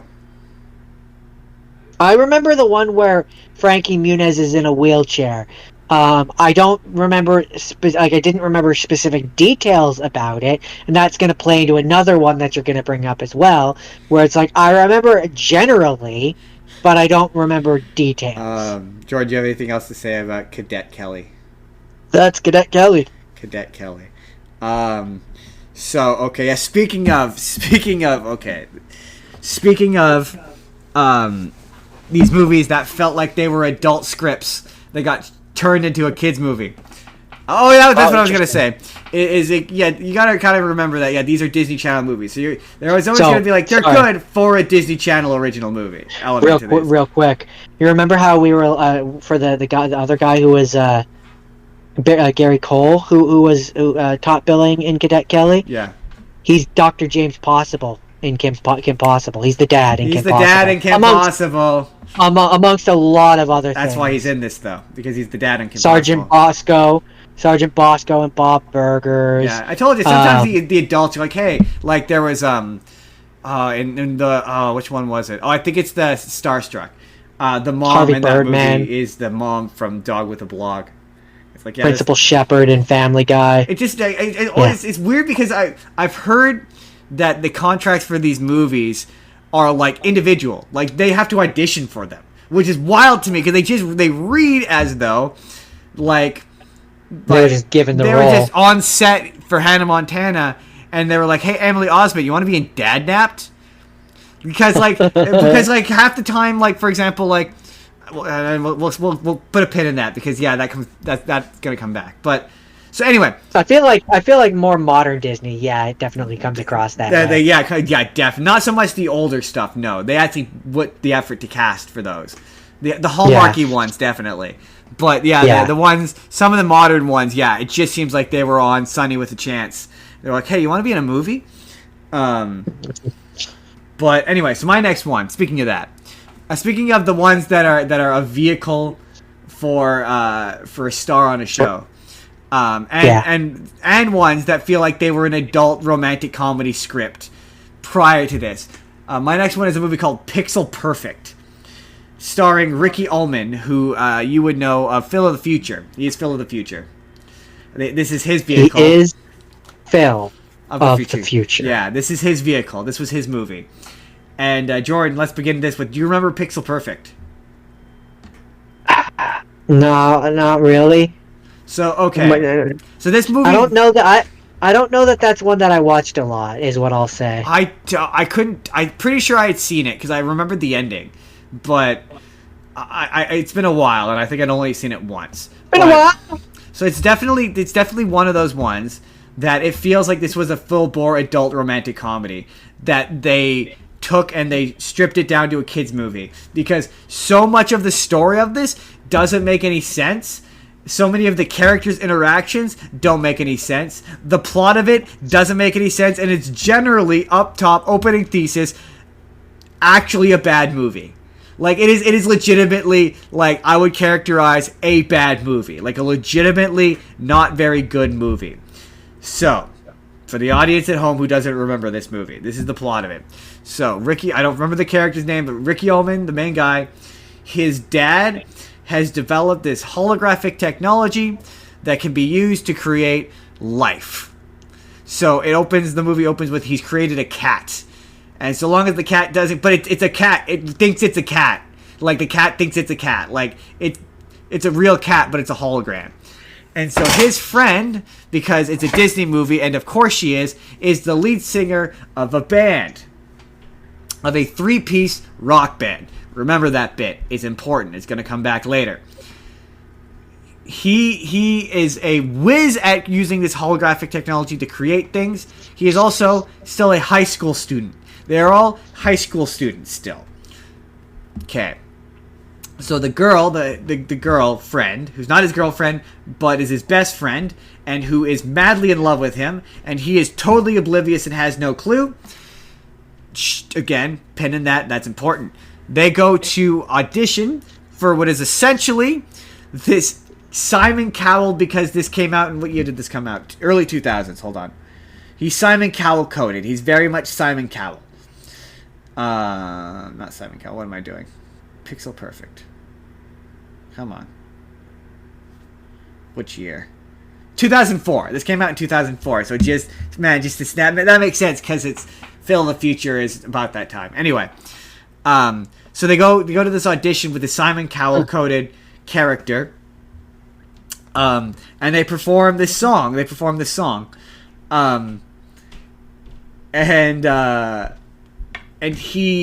an alright song. They're singing it, they're playing it, and he's got this stink eye look on his face. He's like, "Ooh, you're no good. What if you put down the guitar?" And it's like, well, alright, but I mean, it's 1/3 of the band. It's not going to sound very good. And what if you did a little dance? And so she does this really awkward dance and tries to sing the song. While all you can hear, to the credit of the movie, all you can hear now is the bass and the drums, because you've taken out 1/3 of the band. Like, yeah, of course she sounds bad. You've taken away 1/3 of the band. And so then they decide that what they ultimately need is they need a lead singer.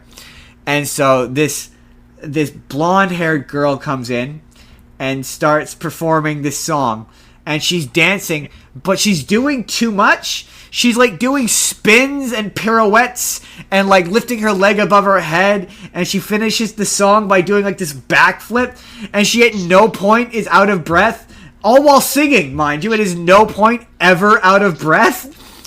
And yeah, it turns out that he has created this hologram girl. And once again, to the movie's credit, they never say that she's straight up a hologram. Like, they never say she's straight up a hologram. They very much are like, oh, she's a combination hologram and this, like, AI technology that allows her to access the internet at any point and learn anything instantaneously. So she starts to become self-aware, and it's AI. And so she starts to want to be human. Like, she has this constant need to, like, want to go outside. And, like, he keeps trying to fix her and make her more perfect or whatever.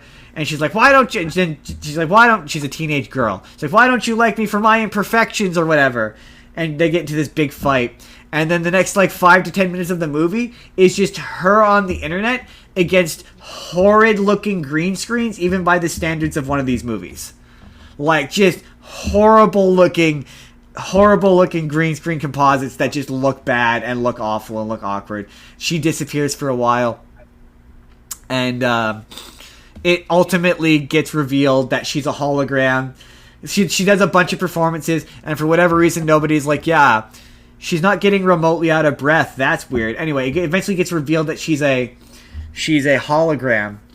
And the big bad evil record label wants to use her endlessly and wants to make like 1,000 copies of her. And the guy's like, but then she'll lose her personality and individuality. And they're like, yeah, she's a hologram. And so then she escapes, and the girlfriend, who her whole arc throughout the movie is she's envious of the hologram for being perfect. She's mad at the guy for being too into the hologram. At one point, she's like, oh, you're in love with her.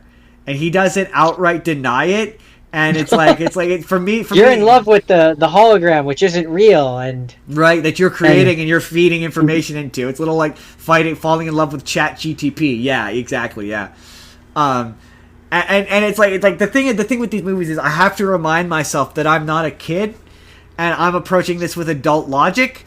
So like I'm like Ricky Ullman, you don't know what love is. You're like, I'm gonna be generous and say 16. Like, you're like 5. You're a baby. You don't know what you're talking about. Yeah, right. So it's like, yeah, when you say you guys are in love, you're not. You're gonna break up 2 years from now. Like you're in high school. You're not in love. You're in infatuation. Right? There's a difference. And so what I mean when I say though that this feels like it was originally an adult movie is there's a scene that's like it's confusing. So like there's a bit where the son is having dinner with the dad, and he's like, do you remember the last thing you said to your ex-girlfriend? And the dad goes, oh, I haven't thought about her in so long. Which, okay, again, I'm generously assuming that he's 16 years old. Even if it's 5 years ago and you're a shitty guy and your memory's that bad, he's 11? Why on earth would an 11-year-old remember the last thing his dad's ex-girlfriend said to him? And if it's 10 years, to me a line like that implies like 10 years. Why would your 6-year-old son remember? That's so weird. So that's where I'm like, this feels like it was a line written for an adult character from an adult script. Anyway, ending of the movie. So the big bad evil record label wants to abuse this character, and so she escapes into the internet and disappears and goes to Japan. And the main girl, the main love interest, she attempts to pretend to be the hologram and do all the same dance moves on stage. And like the hologram, she ends every performance, I've already mentioned it, by doing a backflip.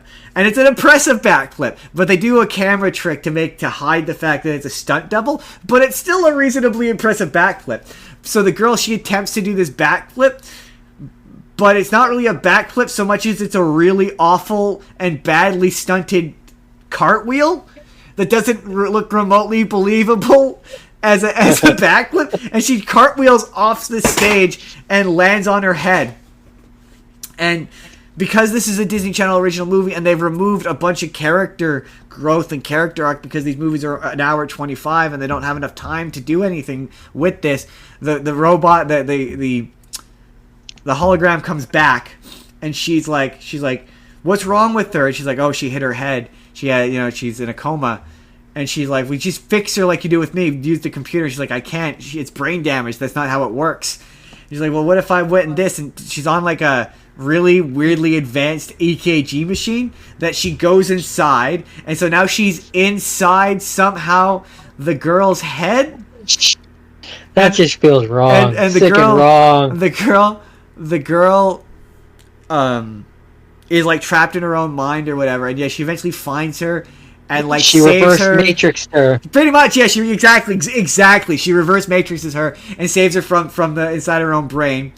And the hologram has had this whole thing about wanting to go out in the rain. That's been a subplot the whole movie. And so she wakes up and she's now the hologram. The hologram is now possessing her.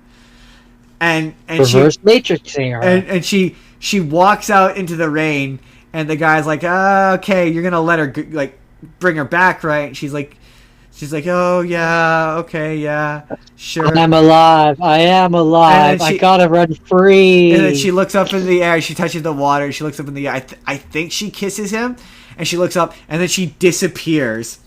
And then it cuts to like a little while later, and they're now playing for the Simon Cowell guy. But now they're playing soft rock acoustic ballads instead of pop rock ballads, which is what they were playing earlier. And it functionally is the same music, but it's like with an acoustic guitar instead of an electric guitar. And now the Simon Cowell character is happy, and he wants to sign them or whatever. And they're like, oh, you sounded so good. Who's singing harmonies? And like all the rest of the band, like, I don't sing harmonies. And then you just see the spirit of the hologram girl just hanging out there, and then she disappears. Like, well, that's creepy. This movie is bad. This movie is bad and nonsense, and like it just again, it feels like it was a science fiction romantic comedy written for adults. That they took all of the shit that made it for adults, and then that made all the logic just go out the window. Again, it just bad. It's a bafflingly terrible movie. I was shocked, even by it might be the worst movie I watched this week. Just being straight up. The rest of these movies I would qualify as actually being kind of good. But yeah, this one was bad. Next. I understand. So now, it is 2003. Specifically, it is January 10th, 2003, and a movie called You Wish. I Do Wish. Wait, did you say 2003? 2003. Really? January 10th, 2003. How would I guessed earlier? I would have guessed 2000. So, what's funny is, in the same year, my next one that I'm going to talk about after this, it was in the same year. But we'll get there when we get there. This is You Wish. This has the Alan Twitty from Even Stevens. It has Miranda from Lizzie McGuire. Yep. And it has that kid who was in... Spencer Breslin. He was in... Who? Spencer Breslin. Yeah, he was in the Santa Claus movies. And Cat in the Hat. Yeah, but more importantly, at this time, the Santa Claus movies. Yeah. So if one of them is the famous one, I think I'd have to give it to him. It is him, but technically speaking, this was... I remember this one. I remember all the marketing for this one. This one is very much supposed to be... It was supposed to be a vehicle for... I forget the actor's name. But the main guy... AJ Trouth. Yeah, it was supposed to be a vehicle for him. Like, they were going to turn him into a thing, and then he just didn't. He didn't catch on. Yeah. This movie didn't do very well. I like this movie. I like this movie. Apparently, did you know, fun fact, based on a book. Really? It's based on a novel. It's called If I Had One Wish. It's exactly, it is the same as this. Really? Except he hold on, I'll bring it up, and it's like a 2-second blurb here. But yeah, it's basically just the same thing. Teenager named Alec Lansing, whose little brother Stevie is always getting him in trouble. One day, an old woman grants Alec one wish for his kindness to her. And he uses that wish to wish that his little brother had never been born. To his horror, it comes true, and no one else remembers Stevie. He does. His life, in some ways, are better. He's guilt-stricken and tries to save his brother. Which is the same as the movie. That's what happens in the movie. Interesting. So, yeah, I mean, it's fun. It's got, alternate universe stuff, alternate timeline stuff, I guess, technically. So that's fun. It's definitely one of the shorter ones, 84 minutes. Really? Yep. Huh. I thought that was longer 84 than that. minutes. Interesting. Nope, it's one of the shorter ones. Interesting. Even Steven's movie was longer than this one. But I like this one, and the portrayals are fun, and I mean, that being said, I have questions about the magic. So he wishes for his brother to never be born, but his brother is punted into a different family and becomes a TV star. That's not being born. He's still born. Right? Technically, technically. He's born to a different family, which, again, how does that work? Also, that's not how being born works. He wouldn't look the same. Work. Yeah, I know. It's not how genetics work. He wouldn't be the same person. That's not how that works. But, yeah, no. It's fun. You've got, I guess she goes by Lelaine. She doesn't have a last name. The girl who plays Miranda. But yeah. You keep in mind that this was January 10th, 2003, because, yeah, just keep that in mind. I don't really have much more to say about it. This one's most of these are pretty straightforward. They're by the numbers. See, I picked all the weird ones, all the weird difficult ones. Yeah, apparently. I didn't. So my next one is a movie called. So there's a trio of brothers that are gonna come back a couple times. The Lawrence brothers. The Lawrence brothers. I might as well explain who they are. Back in the 90s, they were a trio of brothers who were famous. Joey Lawrence was very famously on Blossom. He was on Blossom. Jordan would know Matthew Lawrence as Jack on Boy Meets World. And he was on Mrs. Doubtfire before that. He was also Mrs. Doubtfire. And Andy Lawrence, you wouldn't know he was the voice of T.J. Detweiler on Recess. And the three of them were on a sitcom called Brotherly Love. A sitcom I have fond memories of. They were really famous in the 90s. And in the 2000s, they really thought that, especially Andy Lawrence, they thought that he was going to pick up and be something. And none of them really did for some reason. They have made allegations as to why those reasons are. I will not address those, but so seemingly for me as a viewer, they just kind of fell off the planet. Anyway, this was a Andy Lawrence vehicle. So this was a movie starring. It's in 2004. He's not an adult, but he's an older teenager at this point. He no longer sounds like teenage T.J. Detweiler. What's this one called? Going to the Mat. Going to the Mat. Do you remember Going to the Mat? Not specifically, but I can infer from the name that it has to do with wrestling. Yes, it's Andrew Lawrence is a blind kid who is a athlete. He plays basketball or whatever. He moves schools to go to a new school, and he joins the wrestling team. I'll let you decide who is the most famous people in this. Obviously, it's got Andrew Lawrence in it. Wayne Brady is in there as a music teacher who is also blind. Jurassic Park. It's got Wayne Brady. You're thinking of Jurassic Park. No, you're thinking of Wayne Knight. Wayne Brady. Wayne Brady was football star. No. Or is he? He's the he was in The Weekenders. He does the theme song. Yes, but he's also on something else. I mean, he's also on Whose Line Is It? There you go. There you go. Yeah, you were thinking Jurassic Park is Wayne Knight. Right. But yeah, he's in this as a blind music teacher who's kind of a dick. Got my Waynes mixed up. He's got a really this one is legit a good movie. The performance from Andy Lawrence is really good. Wayne Brady puts in a performance that's way better than it has any right to be. He has a monologue in this movie that is legit good. The some of the wrestling, I mean, it looks good. It's very much. Oh yeah, and also I forget his name. I know his name, but Cleo Thomas. He's in Holes. He's Zero in Holes. Is also in it. Okay. He becomes friends with Andy Lawrence, and they join the wrestling team together. And he's in a lower weight class. And yeah, it's about as cliche a sport movie as it can get. He starts off at the bottom.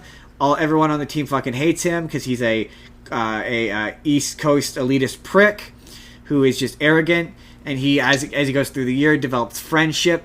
Sorry to my East Coast friends. I realized as I said that. But that's what he is. Hey, you didn't say that it was true. You said that's what he was perceived as. Well, that's what he's acting like. And so yeah, everyone initially hates his fucking guts, and he works his way on to the wrestling team, and he has a love interest whose dad is the wrestling coach. And yeah, he slowly becomes their friend. There's a rival character who they get into conflict, and then they become friends at the end. And it's all really uplifting, and it's honestly a good movie. It's legit. I was surprised. I was like, this is actually a good movie. But it also feels like, yeah, this was a theatrical movie that got punted onto Disney, that it was gonna be a vehicle for him, and they were like, yeah, just put it on Disney Channel. But I was surprised. I was surprised by how good it was. For made for TV Disney Channel, they did not have to go this hard. I understand exactly what you're trying to say. You're trying to say that you have nothing more to say about this, and I should move on to my next one. I did. That's why I stopped speaking. See, I can pick up the signals that you're putting down. I knew you would. So my last rapid fire, the last one of the week, Justin, is the Even Stevens movie. So you remember how I gave the date earlier, the January 2003? Well, this came out in June 13th, 2003. So the guy who played Alan Twitty went off and did his own movie, and then in a quick turnaround of a couple months came back to be Alan Twitty in this movie. I suspect he was that's probably why he's not in this movie a ton. In fact, thinking on it, I think that is why he's not in this movie a ton. I don't think so. I think he finished that one and then did this one because his hair is short in this one and his hair is long. Well, actually, now that I'm thinking about it, no, you're right. I think so because there's parts in that movie when he's in the other world where his hair is short like it is in this one. Yep. So I think he was filming them at the same time. Probably. I mean, he could have been wearing a wig. I don't think so. You don't maybe. Think, you don't think that You Wish had wig money? More just it didn't look like a wig. Also, real quick before you get into and I could believe that they did those scenes first, and then when this one started, they cut his hair. Oh, absolutely. And that's why. That's why in the in the other universe, his hair is different. The one thing I meant to mention about a lot of these movies, beyond the fact that not much happens in them for large portions of them, the budgets are low. So quite often there's one location, maybe two. One location for most of the movie, and this is one of those. This is one of those. This one's a quote unquote desert island. Oh, yeah, this is a show, when really, movie. Yeah. So this falls into one of the previously mentioned categories, which is just show the movie. Even Stevens was very popular. Oh, super popular. This is the series finale, I believe. Super popular, and this is considered the series finale. But one of the things that I find funny in it, and come at me in the comments, but I didn't go to middle school. I had elementary school and then I had high school, and I don't remember having like a big send-off ceremony at the end of elementary. Not in the way that they do this, where with caps and gowns. Ren, like they have a graduation from there was an element junior of high pageantry to it, but like you got they don't have caps and gowns, and they don't treat it like it's graduating from high school. Like we got fancy sweaters, and we got to go to a grad lunch, and like we had our own special dance, but like that they called the grad dance, but it wasn't. But it wasn't. There wasn't caps same. and gowns and ceremony. Not that I remember anyway. Maybe there was. Maybe I'm wrong, but I could have completely blocked that out. It's definitely within the realm of possibility.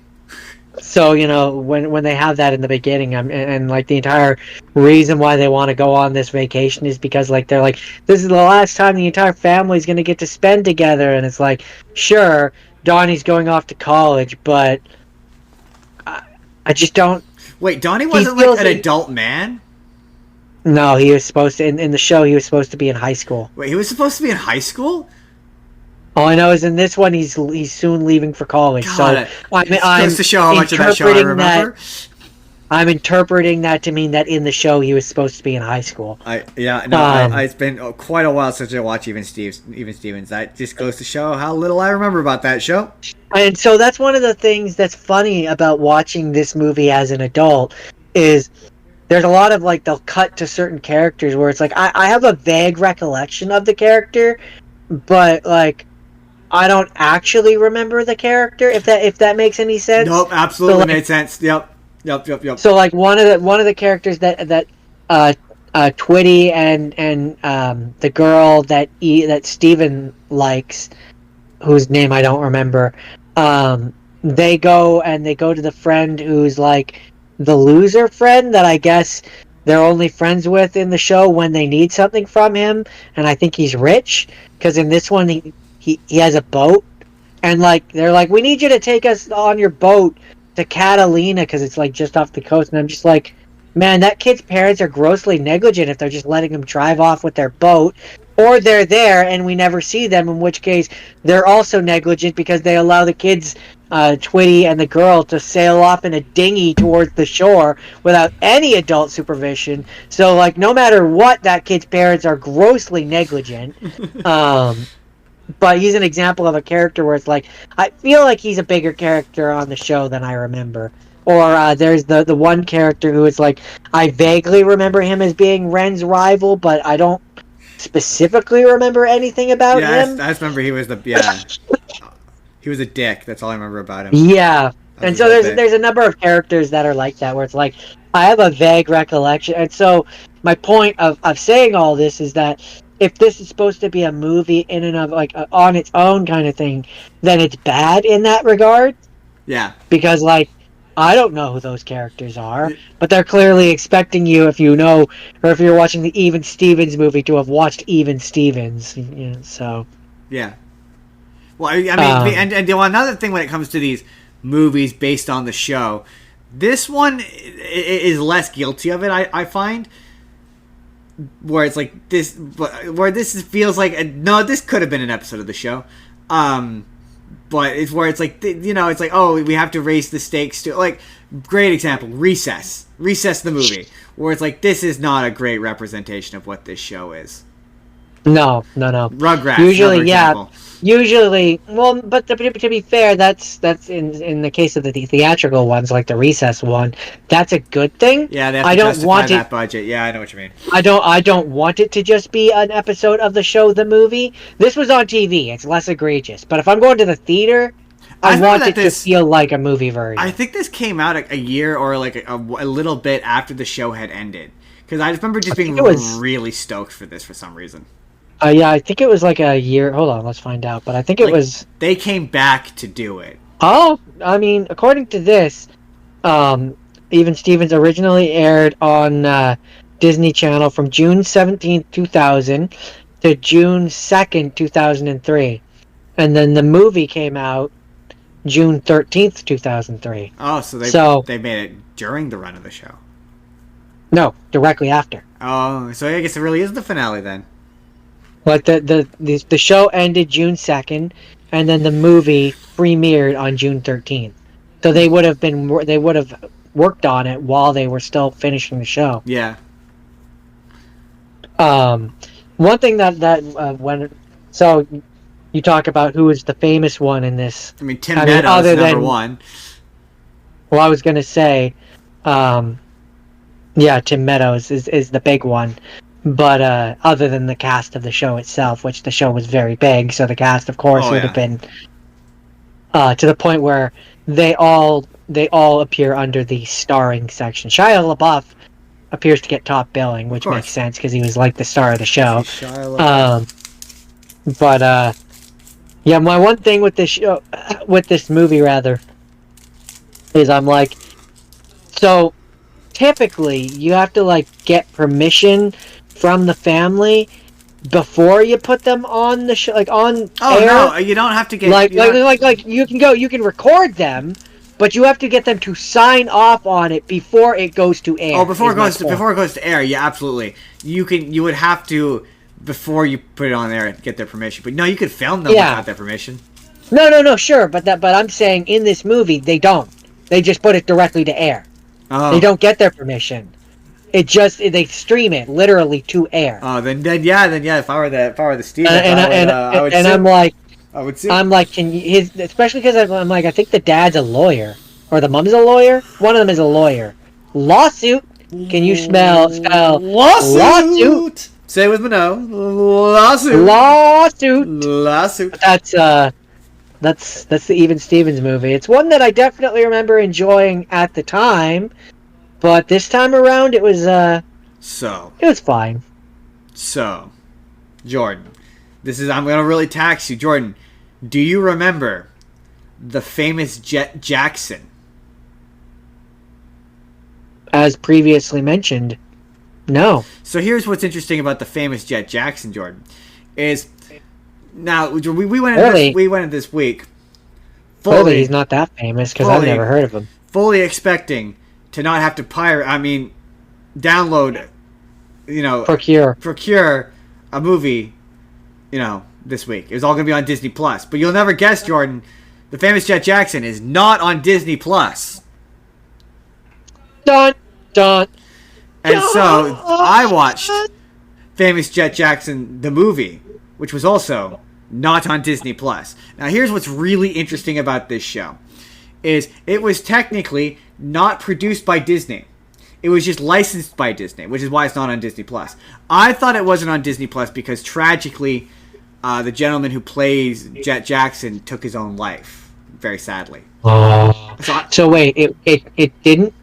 It wasn't made by Disney? It wasn't made by Disney. No, it's actually a Canadian produced show.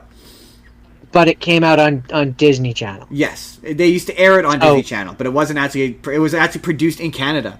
It's a Canadian show. So it's not a Disney Channel original movie then. It is. The movie is a Disney Channel. It aired on Disney Channel, so it is technically a Disney Channel original movie. It counts. It was on the list. Right. But what's interesting about it is this movie, directed by Sean Levy, who you may Levy? recognize as the director Levy? of Deadpool and Wolverine. Levi? Oh, snap! Yeah, he turns out is Canadian. That is interesting. I know, I didn't know that. That is something that I was not aware Yeah, of. he got his start in television and children's television. He is largely responsible for this show. So the plot, I guess I should tell you what the famous Jet Jackson is about. The show is about Jet Jackson. He's an actor. He's a child actor on a show called Silverstone, where he plays a spy working for I can't remember what the acronym stands for, but it's MOM. It's a spy agency, and he has decided to bring the production of the show to his hometown, so he can go to school and be a regular kid. And so the plot of the show is just So it's Hannah Montana. pretty much, yeah. Well, except for they know he's famous and they know who he is, and So it's Jake Ryan's starring in Hannah Montana. kinda, yeah. And so the plot of it is, the plot of the show is basically the shenanigans that arise from him trying to balance the life of being a celebrity on a television show versus being a regular kid. And so the movie I'm guessing based upon, and this is what's funny, I realized as I was watching this movie, I remembered nothing about this show. I don't remember a single character. I don't remember any of the relationships. I remember nothing about it beyond the basic premise of it. Because it kept introducing characters, and it does that thing where this is the movie version, so it acts as though you've watched the show, and you know who these characters are, and I didn't know who any of them were. And I was like, oh, here's the best friend character. Oh, here's the love interest who they seem to have a crush on each other, but they don't know. And part of the plot of this movie is he stands her up for homecoming or prom. He stands her up for prom. And they're doing like, oh, these characters are finally going out thing. So I think it's like the show is like clearly, oh, they do a will they, won't they thing, I guess. Anyway, Jet Jackson is tired of doing this double life, being on the show and being a regular kid. So he can't decide what he wants to do. And on the show, Silverstone is tired of being Silverstone. He wants to be a regular person. He doesn't want to be a super spy. And the bad guy of the in-fiction show has created this interdimensional technology. And in the show, you see what's happening in the movie. You see what's happening in the Silverstone universe via them filming the show. So they cuts to them. They'll be cut, and then he's regular Jet Jackson. But all of the plot stuff that's happening in the Silverstone world is told via them shooting the show. And so then, the Silverstone people get this interdimensional machine or whatever, and it gets activated somehow, and Jet Jackson gets thrown through the portal into the Silverstone world, and Silverstone gets ejected into the real world, and they swap places. And Okay. the rest of the movie, they don't really interact, like, at all. The rest of the movie is now Silverstone is in Jet Jackson's world, and it's him he meets all of the various characters that are on the show, the dad, the mom, the grandma, all of the students, and there's this really funny running bit where he keeps running into what I'm guessing is the minion character on the spy show, but he's just this regular guy, and he keeps terrorizing him because he thinks he's this evil bad guy. So he keeps feeling like at one point he tackles him to the ground, and he starts trying to beat him up because he thinks he's this villain. And at the end, by the end of the movie, You know what it's making me think of is that Fat Albert movie. kind of, but if sort of. So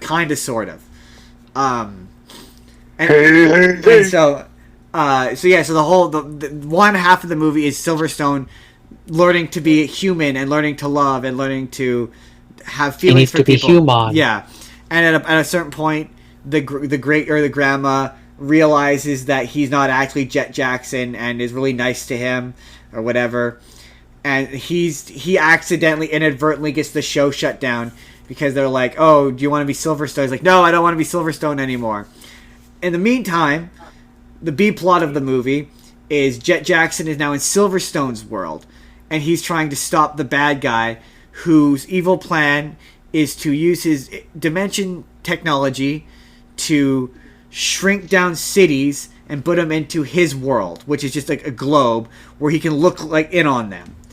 And his evil plot has nothing to do with the real world. He doesn't want to come to the real world. At no point does he go to the real world. There's no threat of him coming to the real world. The only reason why they even remotely cross over is towards the end of the movie, it's revealed that the network wants to kill off Silverstone to do like a big dramatic send-off. And so he gets the pages and he sees that Silverstone is going to walk into a trap. But Silverstone is Jet Jackson. But the movie never makes it clear as to whether or not the writers are impacting what's happening in the Silverstone world, or if what Jet Jackson is doing is impacting the writers in the real world. It's really confusing. And they're just Sounds like that. two completely separate movies that have nothing to do with each other. And then at the end, Silverstone decides to go and save Jet Jackson. And he sends Jet Jackson back, and I'm like, oh, are they seriously not going to do a team up and stop the bad guy? This is where it ends? And it actually managed to fake me out. I was like, oh, this is really lame and anticlimactic. And then he reads the final pages where he sees that Silverstone's going to walk into a trap and the bad guy's going to kill him. And he jumps in and he saves them. And the action in the Silverstone universe is, you could tell this came out in like 2002, 2001, and you could tell it's after the Matrix because it looks like the Matrix. Like, you know how the Matrix, like they're all wearing leather and sunglasses, and it's that low lighting that looks like it looks like the Matrix. Like, it's a very obvious the Matrix. And the bad guy, he has this thing, this crystal that he can like rip holes in the universe and walk through it, and like the visual is really cool. Like, it looks cool, but it's from a completely different movie.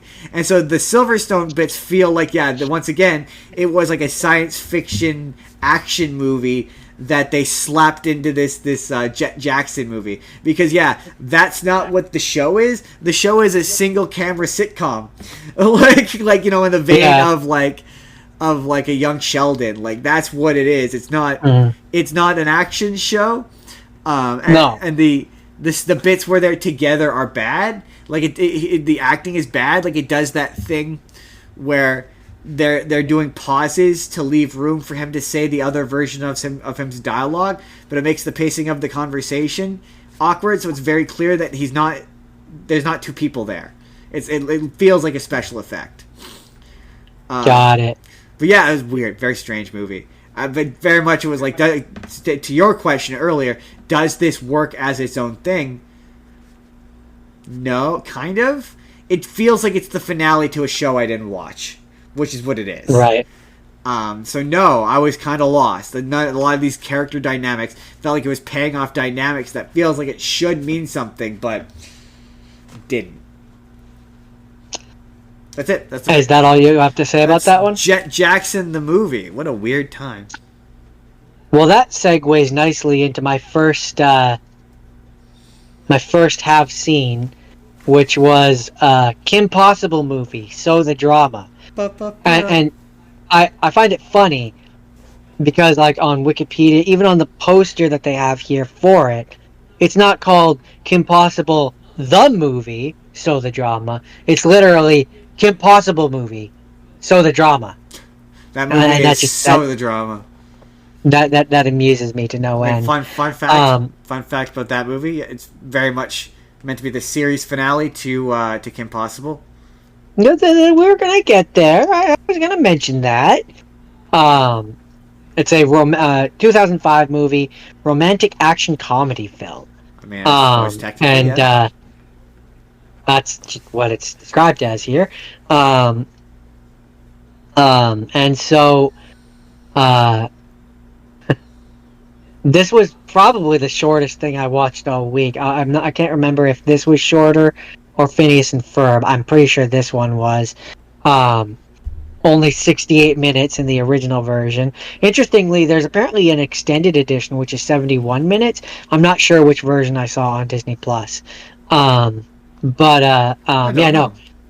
To say what you were gonna say, this was gonna originally be the series finale for Kim Possible, and so in the question of does this work as its own movie, kind of, but also not really because it just feels like the show. Kind of. Yeah, the stakes are a bit higher.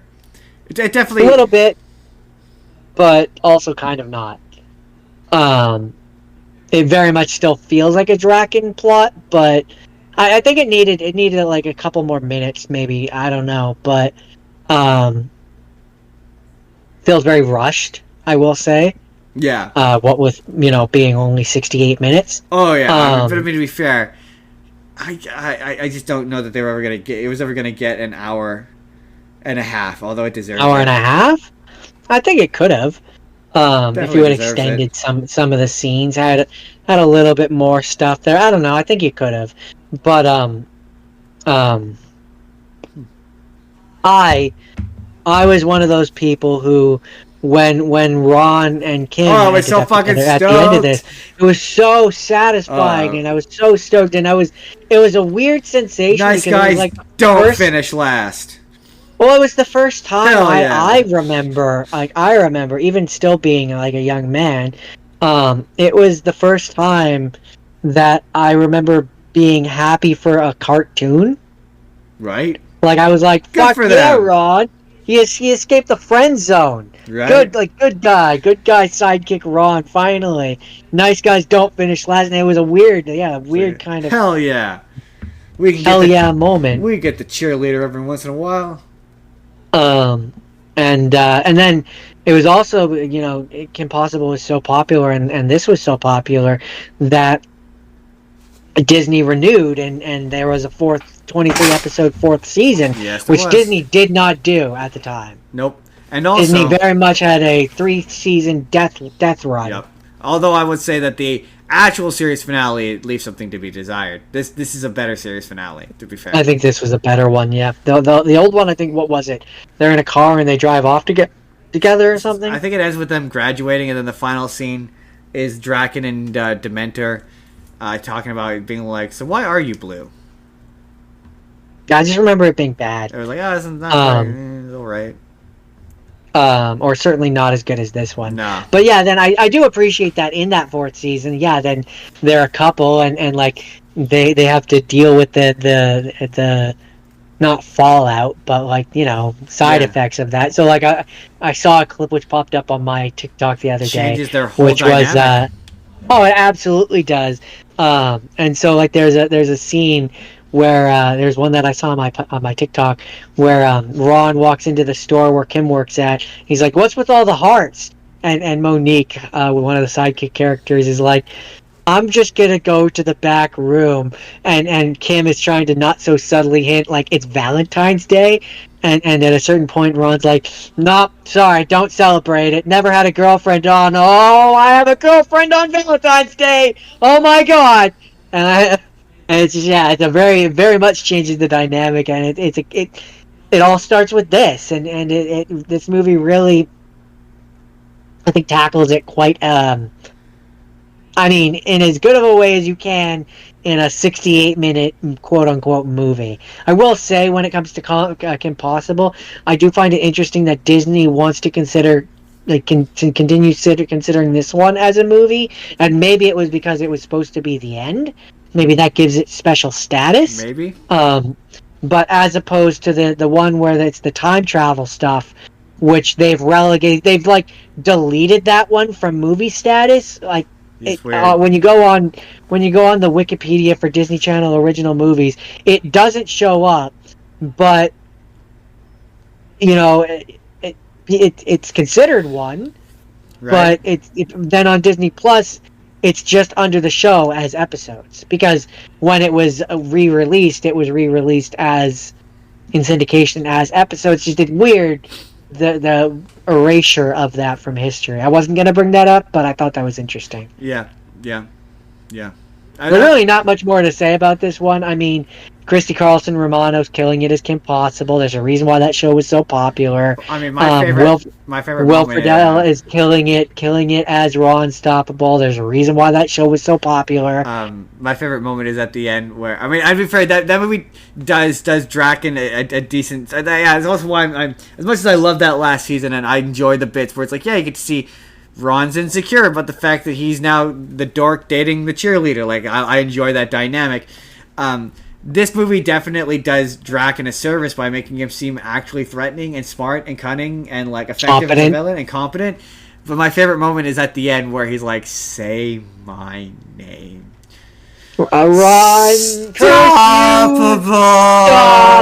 Unstoppable. That moment's that moment is very cathartic because I'm pretty sure up until that point he's never got his name right. Yeah, I'm pretty sure, and it's been a build-up this entire time, and that's where it's like there's been multiple build-ups this entire time, and that's just one of them, and it's great. It is really, had this been the last Kim Possible thing, it would have been a real nice button hook. Yeah, satisfying conclusion that wasn't a conclusion. I think that's the name of the YouTube video. But that's Kim Possible, so the drama. Satisfying conclusion that wasn't a Kim conclusion. Possible movie, so the drama. Not Kim Possible the movie, or not the Kim Possible movie. Kim Possible movie. Jordan. I don't know why I'm so fixated on that, but punctuation bothers me. Hey, grammar matters, y'all. Jordan, should we do the problematic one first or second? I'm just kidding. They're both problematic in their own right. Well, we'll do the basketball one first. Jordan, my next one is we'll end with the really bad one, the really problematic one. Jordan, do you remember the Muffin Man? Jet Jackson the Movie? No, I asked that question. Do you remember the movie Double Teamed? That one I do remember vaguely. I know that it has two blonde girls who want to be basketball stars. And from the clip that you've shown me, they do not look 14. Oh yeah, that's what's okay. It's about 2 It's about 2 14-year-old girls who want to play high school basketball. I'm sorry, I'm trying to do it. Trying to get through it. And yeah, no, I didn't know they were supposed to be 14 until my friends pointed that out. And yeah, they're two very grown... Okay, here's the thing, right? Okay, no, they're two very grown adult women playing what is supposed to be 14-year-old girls. And here's the thing, right? Most of the people in these movies are adults playing kids. I think Frankie Muniz might be the only time a kid was playing a kid. But otherwise, it's like, yeah, they're 18, 19-year-olds playing 16-year-olds. That's fine. I mean, I'm pretty sure in Cadet Kelly, I'm pretty sure they were teenagers at the time, if it's any consolation. I think Christy Carlson Romano was 18. But regardless, they're close enough where it's like, they're playing an age that's believably teenager-ish. Passable. They're passable as teen. Like I'm pretty sure Ricky Ullman was probably an adult when he did Pixel Perfect, and that's fine. But he believably looks like a teenager. They don't. They're adults, and it's made all the more noticeable by the fact that they do multiple crowd shots where they're next to actual children. That makes it egregious. and my childhood memory of this, to be fair, this is where I'm like, I have to approach this as though I'm a child, because when I was a child, like this movie came out in it's 2001, I think. Hold on. It was later than I thought it was, but it takes place in 1985. Hold on. Nope. Hold on. That's not the right one. 2002. I'm holding on. 2002, which is way later than I thought. I thought that was a 1999 one for sure. But when I watched it as a kid, I assumed they were 18. And I'm like, they don't play, as an adult, they don't play a believable 18. But as a child, that's what 18-year-olds, like, that's what, when you're like 11 or 12, that's what older high school kids look like. They just look massive. And they're supposed to be particularly massive. But I messaged my friends who are they're twins and they're very tall. So I had a feeling they'd seen this movie. And they're the ones who said they were supposed to be 14. And I was like, bullshit. There's no way. And the movie does try to lampshade it a bit by having some of the girls on their basketball team also be adults. But it makes it really weird because none of the stuff where they're acting like teenage girls works because it immediately pulls me out that they're adults. Also, you never see them play a basketball game. No, that's not true. You see them kind of play parts of a basketball game, but you pretty much never see them play basketball. And this is where I'm like, to be fair, I never participated in high school sports in any meaningful fashion, but my memory of high school sports was nobody ever went to them. Like, I just remember nobody... I wouldn't know. I never went to them. I think I went to like one or two, and I just remember nobody ever really went to them. So, but that's where I'm like, maybe they did, and like maybe they were a big deal when I was in high school, and I just missed it, or maybe it's an American thing. But like, yeah, there's a point where they're just playing each other, like, and there's the entire school shows up to watch them play basketball, and they're just playing each other, and I'm like, this doesn't feel realistic. It also pretends that the WNBA is popular or that anybody watches it. Ooh, that was probably sexist.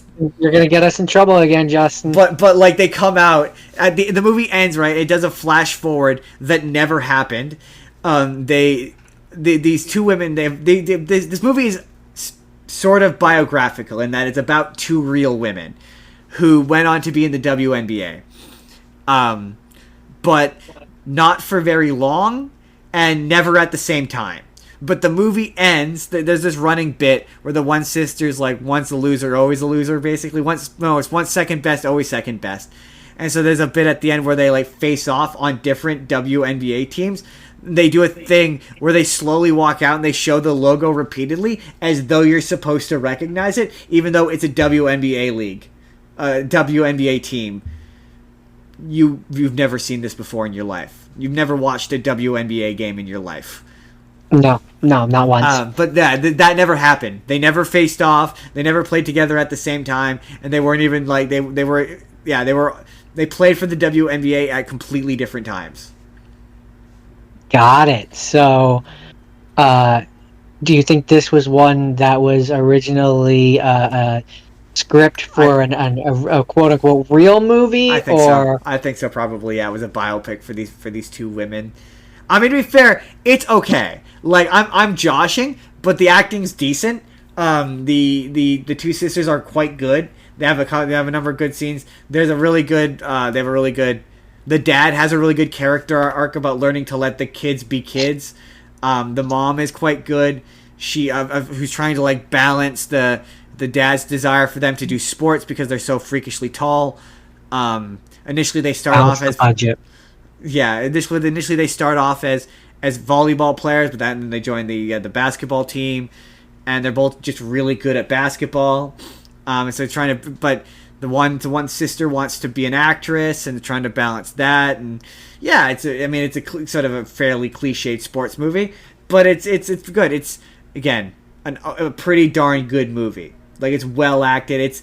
It's definitely, I think it's like the crossover of categories. The Hallmark sports movie. It's the Hallmark, where they were putting effort in at this point. We're going to talk about them not putting in effort later, but they're still putting in effort at this point. Some of these are lazy. That's all I'll say. Anyway, that's Double Team.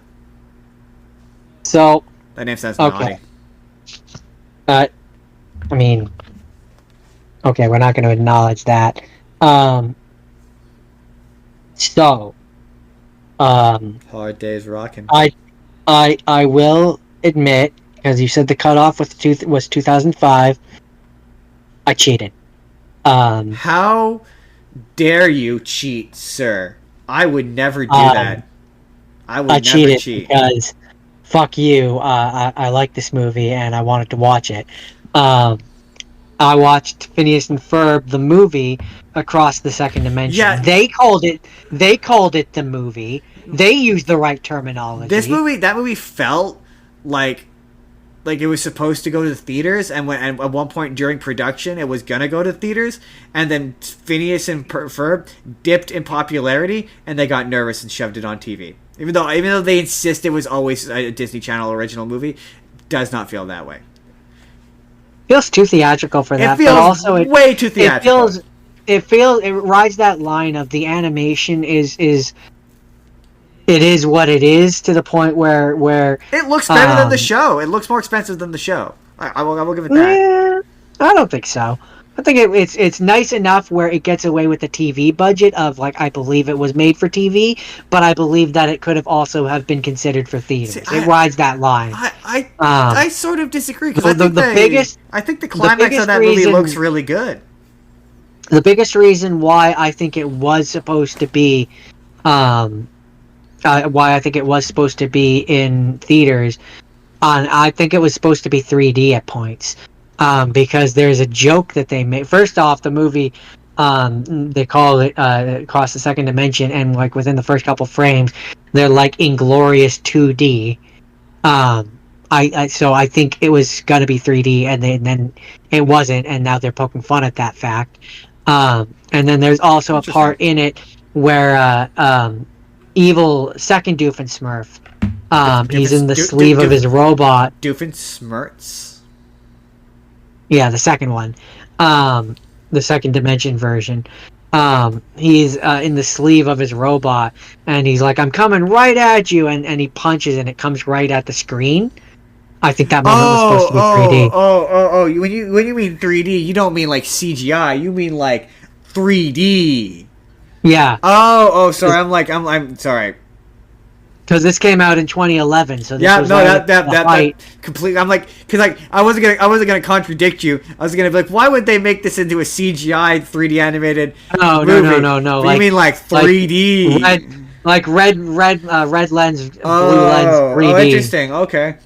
To be fair, I think I've only ever seen this once, so I cannot disagree with you on that. That makes sense. I can't prove it, but it's either that it was going to be, or they are directly making fun of what was popular at the time, which is also on brand for Phineas and Ferb. So I could believe that they're just making fun of it. But no, this movie, it checks all the boxes. It does things you can't do in normal show. Yeah, sure. Phineas and Ferb teaming up with Harry. You could. Phineas and Ferb is that kind of show, but you theoretically, but at the time they didn't, and this raises the stakes. Absolutely. And then the second dimension characters are popular enough that they brought them back on the show at a certain point. Did they?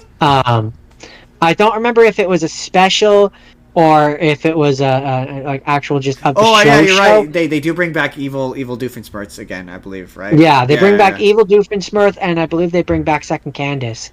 Really? I believe so, because I just know that there's a scene, and maybe it's like we're peeking in on them and they don't come back to our universe and we're just seeing their universe.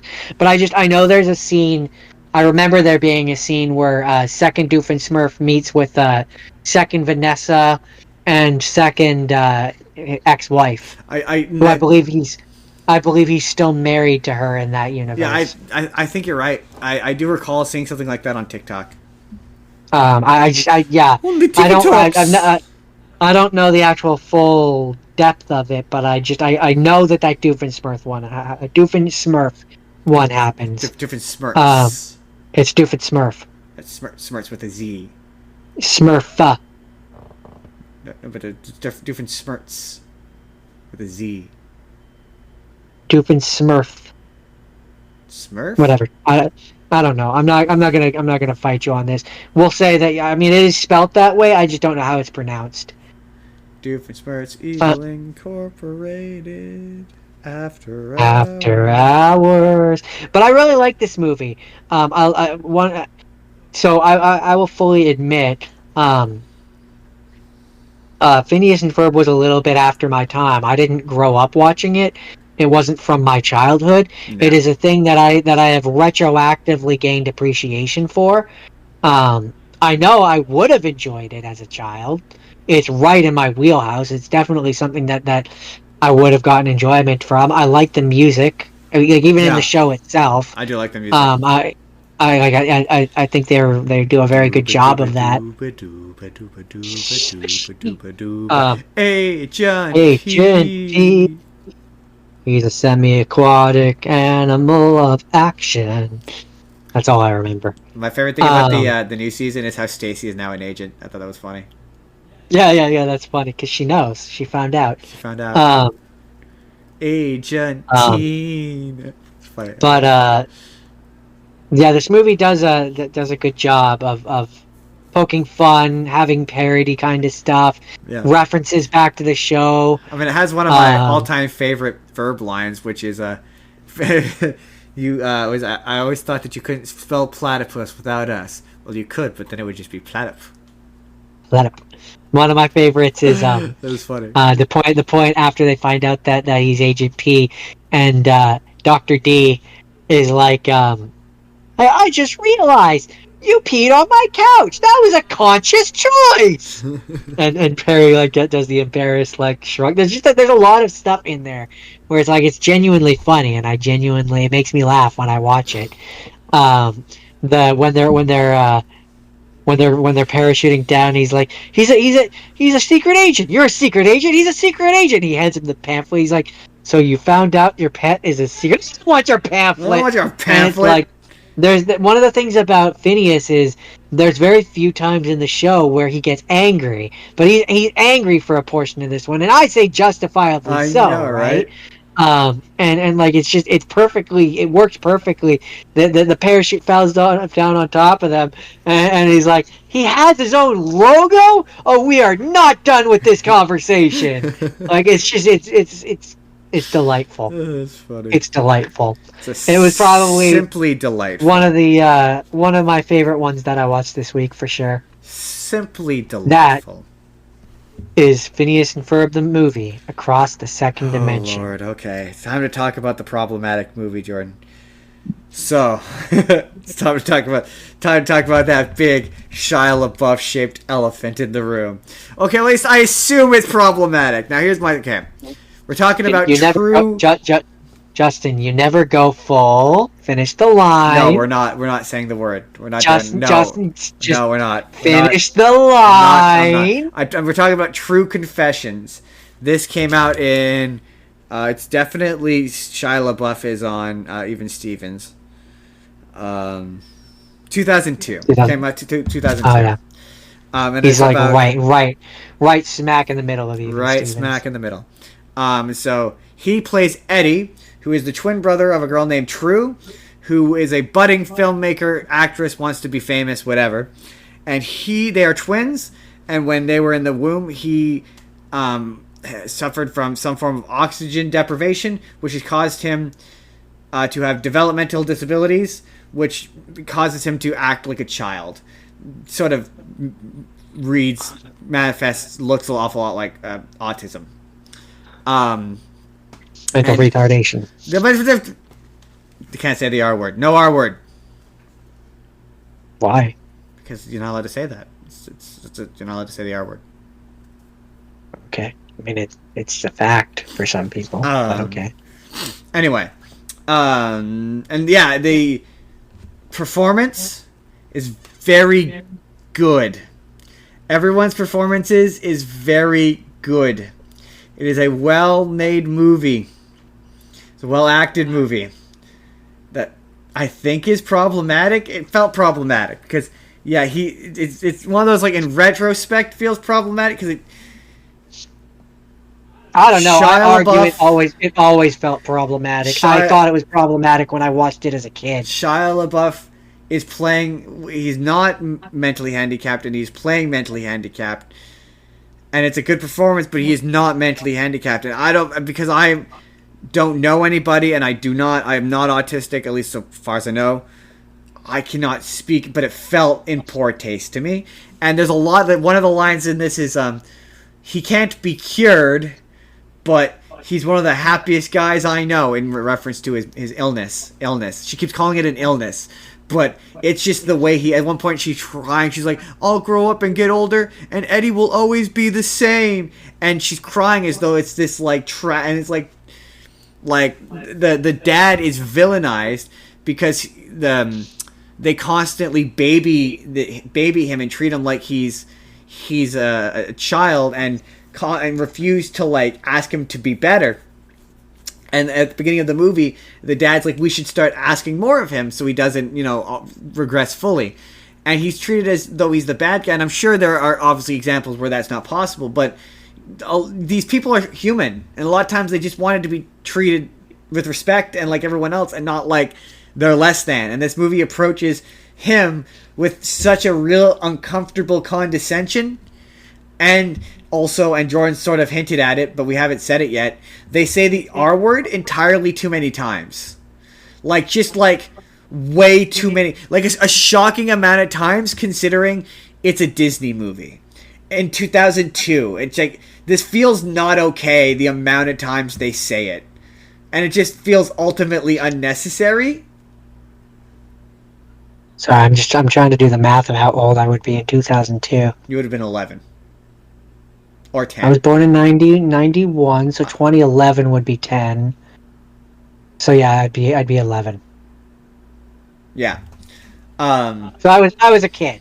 I was a kid, and even I, at the time, You were like, that's too many R words. It was the R word by that point. Wrong. Like, yeah, you didn't. Bad. It's bad. They say it to me, and in the context, at one point he calls himself the R word, or he calls a kite he's trying to fly the R word, and it's like, because Shia LaBeouf is not actually autistic, it reads weird and uncomfortable and awkward. And yeah, there's a bully character who says it entirely too many times. At one point, there's a scene, which is the scene I always remember. It's the reason why I always remember this movie, where a bunch of kids from the school all take turns spitting in a hat that they give to him and he wears.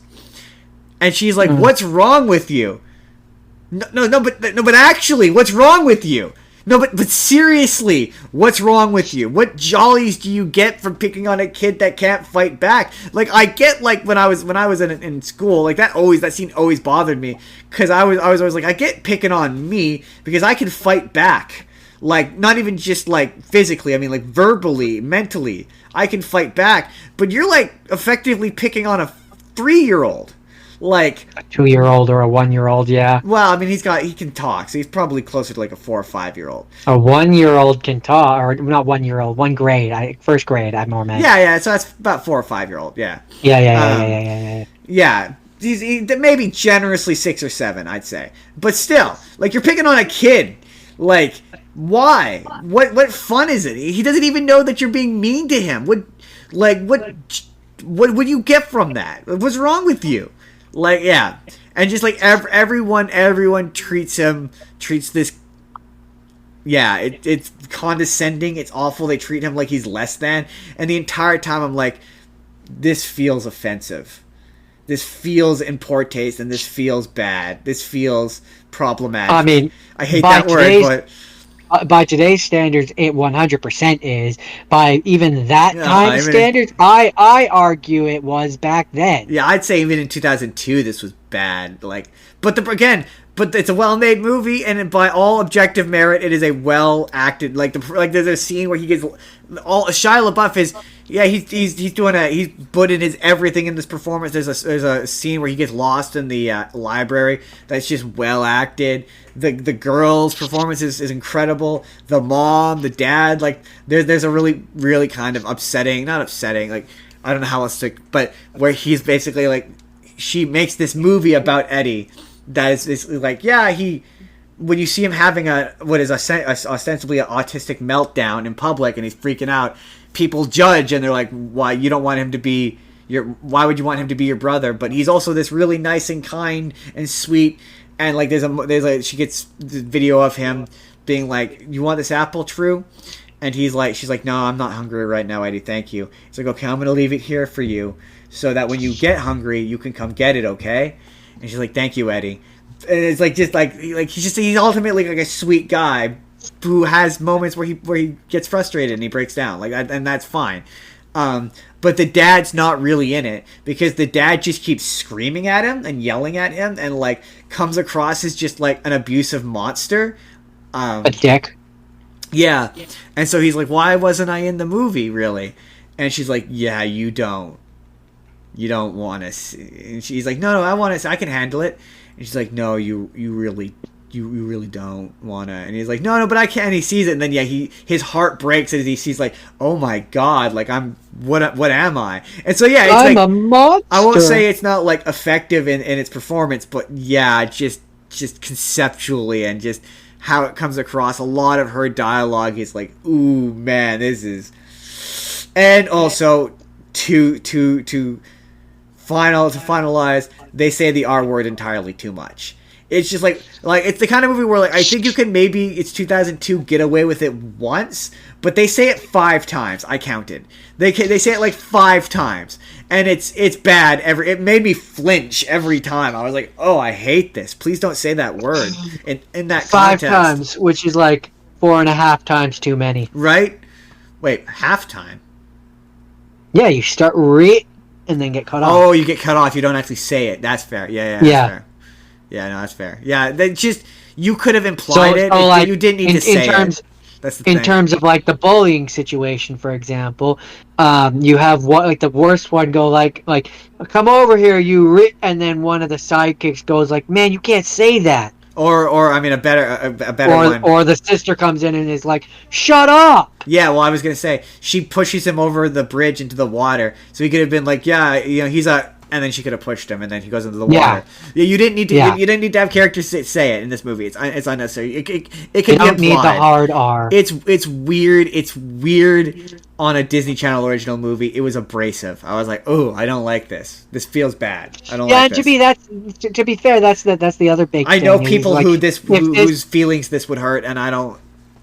You know? If this had been like a serious go to theaters, like trying to win some sort of award, then maybe I see the hard R. Because like then. you're going for a more serious audience or something, like going for Oscar bait, maybe. But even then, yeah, I know people who that word disrespects, and I've worked with people who that word disrespects, and I won't use it. I just won't. No. Too many of them have been like, dude, that's not cool to be like, yeah, I can't do it. Honestly, I haven't really heard the phrase since I was a kid. Oh, I have. They're trying to bring it back. They're absolutely trying to bring it back, and it's awful. I never liked it. I don't think I've ever used it genuinely. I don't think so. I think maybe like in terms of like you're watching a show and you're like, oh, that's... like maybe when I was a kid I did, but and the way that I like maybe back when I was a kid, in the way that you'd be like, that's gay, which I've stopped doing. But like you in the same way you'd be like, oh, like you're watching something and it frustrates you and you're like, oh, that's so retarded. Like maybe as a kid I might have done that. I haven't I don't remember the last time. But no, I haven't. No, I can't. Yeah, I can't use words like that because I've worked with people who deserve more respect. For me, it's not even that I can't use words like that. It's just there's more eloquent ways to say things. Yeah, exactly. And people there are better ways to vent your frustration than saying it like that. People who are hurt by that word have asked me not to use it, and I respect people when they ask me things. I mean, even if they hadn't, I take the high road. There's just better, more eloquent ways to say things. Yeah, exactly. But yeah, problematic movie. Anyway, that's True Confessions. Honestly, I think I know I said I think objectively Pixel Perfect is a worse movie, but this made me feel worse. That's fair. I understand what you're saying. I can see why that would be the case. It made me feel bad. It's like, oh, this doesn't feel right. Which one could argue is maybe the point. Well, perhaps that could be argued. One could argue. Anyways, do you have anything else to say about the upsetting one? That's my last have seen.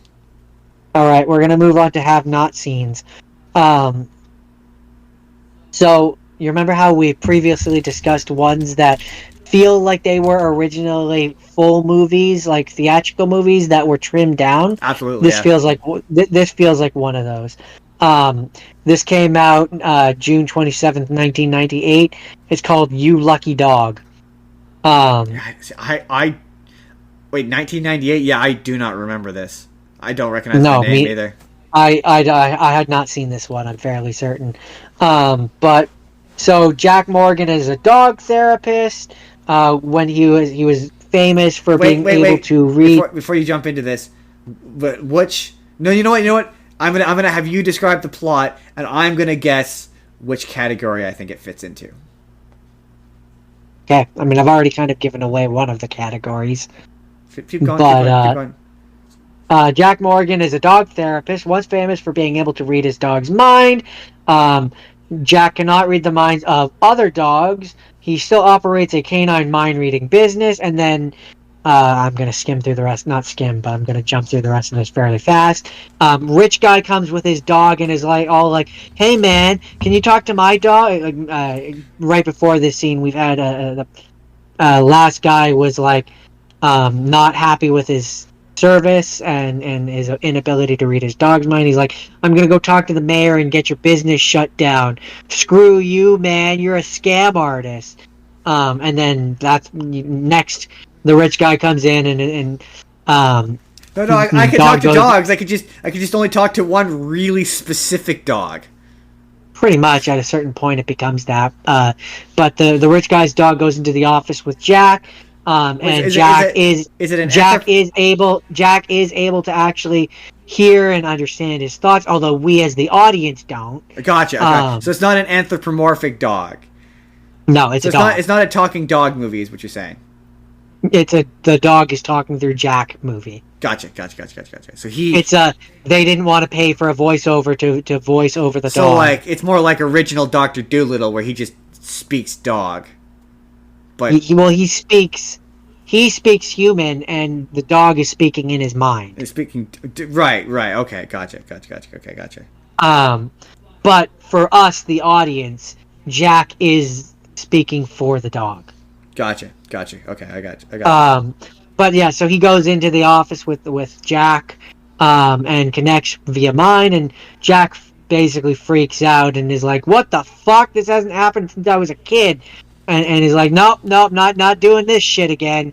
And hurries the rich guy's dog out, and he's like, sorry, sir, like I can't help you. And he's like, really, not at all. And he's like, well, he did seem to be upset by three people. And the rich guy's all like, I know exactly who you're talking about. You've helped me a lot. Here's some money. And Jack's all like, no, I can't take your money. I didn't do a full session. He's like, no, I insist. I'm rich. Take money. Money. Then it's supposed to be, I don't know exactly how long, but like a week or a month or some amount of time passes. And 2 weeks later, it says, the city closes down Jack's business because, spoiler alert, the guy from the beginning of the movie actually did know the mayor and did contact him. And the mayor was like, you're a scam artist. And so he's shutting him down. And then Windsor's personal driver, who is Uncle Phil from Fresh Prince of Bel-Air. So he's the random celebrity that's in this for some reason. You're like, what are you doing in this? Yes, he is. He comes and he's like, the lawyer wants to talk to you. Turns out Windsor, the old man, died. And the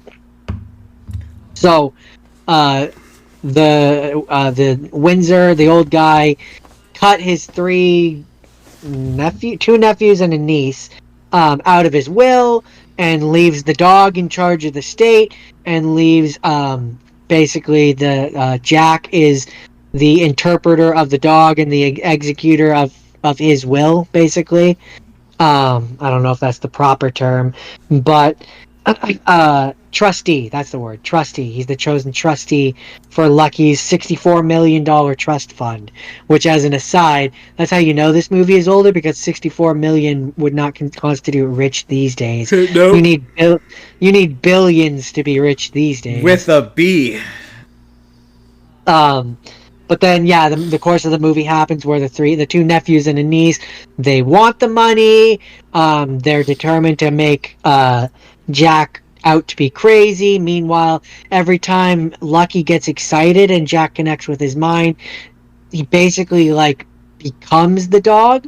So there's scenes where they're tearing or chewing on bones, and Lucky gets excited, so then Jack also becomes excited and wants to chew on bones. Okay. Stuff like that. This premise feels confused. Zany stuff happens. The two nephews and a niece try to sue and get the money. So this is obviously a magical shenanigans movie. It is. Yeah. It is a magical shenanigans movie. Well, kind of. Sure, it doesn't sound if like you a consider- Hallmark movie. See, the True Confessions was a Hallmark movie. If you consider telepathy with animals to be magic, then yes. It's close enough. And then because I guess the two nephews and a niece lived with the uncle, which is why they got kicked out and everything got cut off, and it ends with the lawyer, who is a pretty young woman. So she's a single female falls- lawyer. Yeah, with a kid, Single falls in female love with lawyer. or ends up falling in love with Jack, from what I remember. And then Jack, because the daughter at one point in the movie wanted a puppy. Wait, hold on just 1 second. Jack is an adult? Jack is, he's like a 20-something, like he's Really? youngish man. These Disney Channel original movies are never allowed to have an adult protagonist. Like, none of my movies have had an adult protagonist. Yeah, he's an adult. That's why I say this feels like it could have just been absolutely. a movie. He's probably played by, was. I mean, maybe he was on Disney at the time. I'm not sure. Kirk Cameron? Oh, yeah. Kirk Cameron's really famous. I don't know if he was on Disney at the time. Religious nutcase. Um, Yeah, no, he's famous. yeah, no, but I don't know if he was on Disney, is more what I was saying. I don't know if he's on Disney, but he's a famous child star. Apparently, the dog had... In the cast, the dog is listed as Bogus the dog plays Lucky the dog. I think he was a well-known dog. He's a great, or what's the kind of dog? Great Dane? Not a Great Dane. Bernard? Saint Oh, Bernard? St. Bernard. Oh, yeah, he might have played Beethoven. I'm too lazy to actually look it up, but I feel like it could have been. Yeah, it was a fun movie. It was definitely Disney, but like I said, it feels like one that could have been an act. I hate using the word actual movie, but a theatrical real movie. Yeah, I know what you mean. A theatrical movie. A not made for TV movie. Is the point. Yeah. Something with a budget. But yeah, I mean, it was fun. That's you lucky dog. You lucky dog, you. Okay. Which, as an aside, I'm pretty sure I'll double check. Interesting. Sorry. Two interesting things. One, it's funny that you say Hallmark made for television movie, because there was a 2010 Hallmark made for television movie called You Lucky Dog. That's funny. Came out in 2010. No, the other thing that I was going to say is I'm pretty sure it's either this one or my next one, but I'm pretty sure it was this one, is the second Disney Channel original movie. Ooh, interesting. Sorry. Yeah, it was. The first one was Under Wraps. Oh, interesting. So, my first have not seen. Remember earlier we talked about the Lawrence brothers? Well, the Lawrence brothers. I do recall. They have a movie. That movie came out in 2011, called Jumping Ship.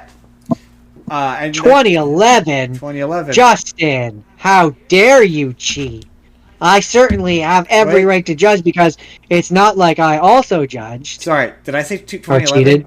Did I say 2011? Yeah. I meant 2001. Sorry. Came out in 2001. Okay. And yeah, the only thing I knew about this movie, which I'd never seen before today, was that it was a vehicle for the Lawrence brothers, that it starred all three of them. And I thought that it was them as brothers, like they were playing brothers in this movie. And so it opens with Andy Lawrence is on a ranch, and Joey Lawrence is a rich guy. And they just kind of seem to know each other, and there seems to be this sort of established relationship. And I'm like, this feels odd. This feels like it's like this. I don't know. Something about this feels weird. Their relationship feels established way too quick. And so then I pulled up the Wikipedia article. Turns out this movie is a sequel. It's actually a sequel to the 1999 movie Horse Sense. Horse Sense. Horse Sense. And so, was that a theatrical one? No, it's another Disney Channel original one. But this one, or that one, It was just the two brothers. So the plot of this is Joey Lawrence and Andy Lawrence are cousins. Joey Lawrence is a rich asshole, out of touch, whatever. And yeah, Andy Lawrence works on a ranch with his mom. He lives on a ranch. And Joey Lawrence is taking Andy Lawrence on vacation to Australia because they filmed this in Australia for one reason or another. I'm guessing Joey Lawrence executive produced this. Maybe they just wanted to go to Australia. I don't know. But they go to Australia under the idea that they are booking a charter boat.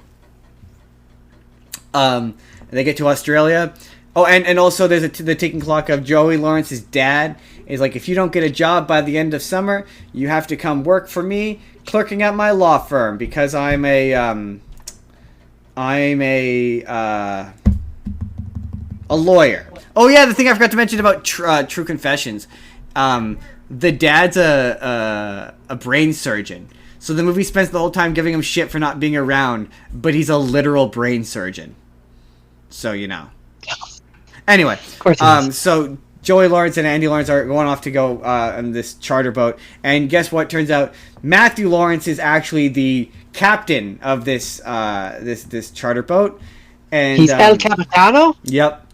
And so they're going off,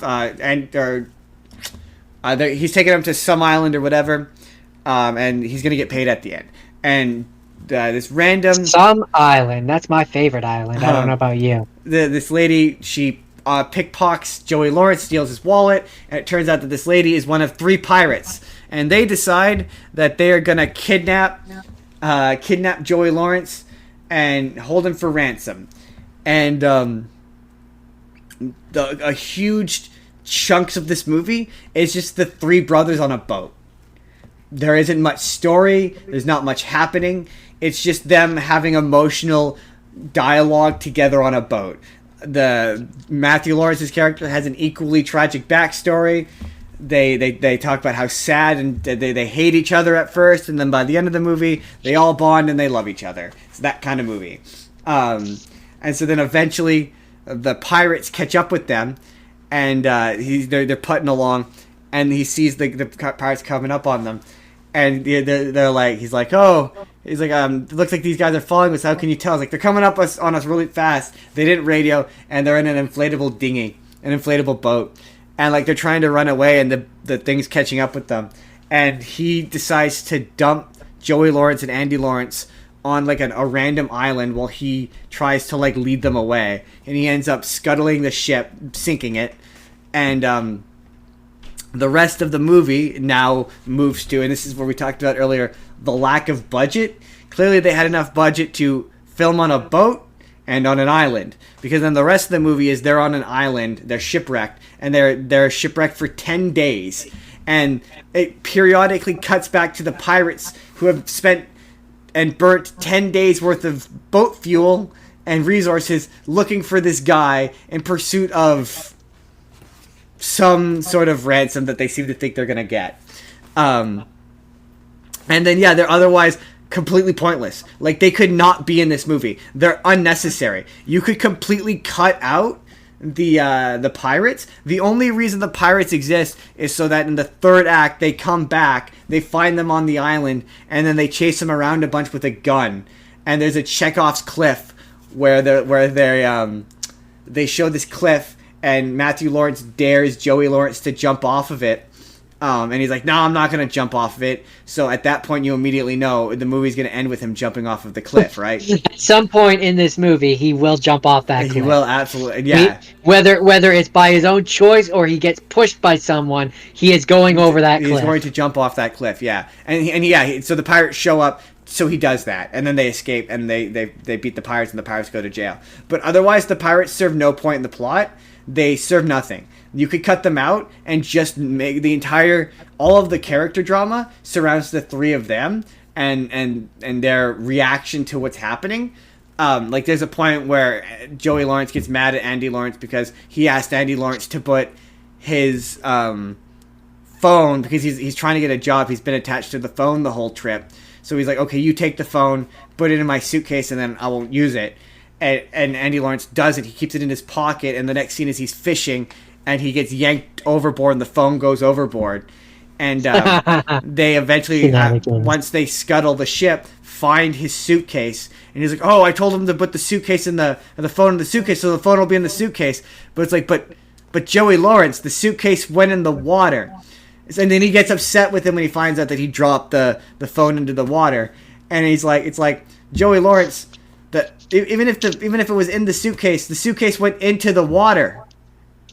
The suitcase is at the bottom of the sea. Well, even if the suitcase washed up onto the thing, and it was in the, like it does, like they find the suitcase and they use the it was in the water. The salt water ruined anything in there. Yeah, exactly. Any chance of it fucking working.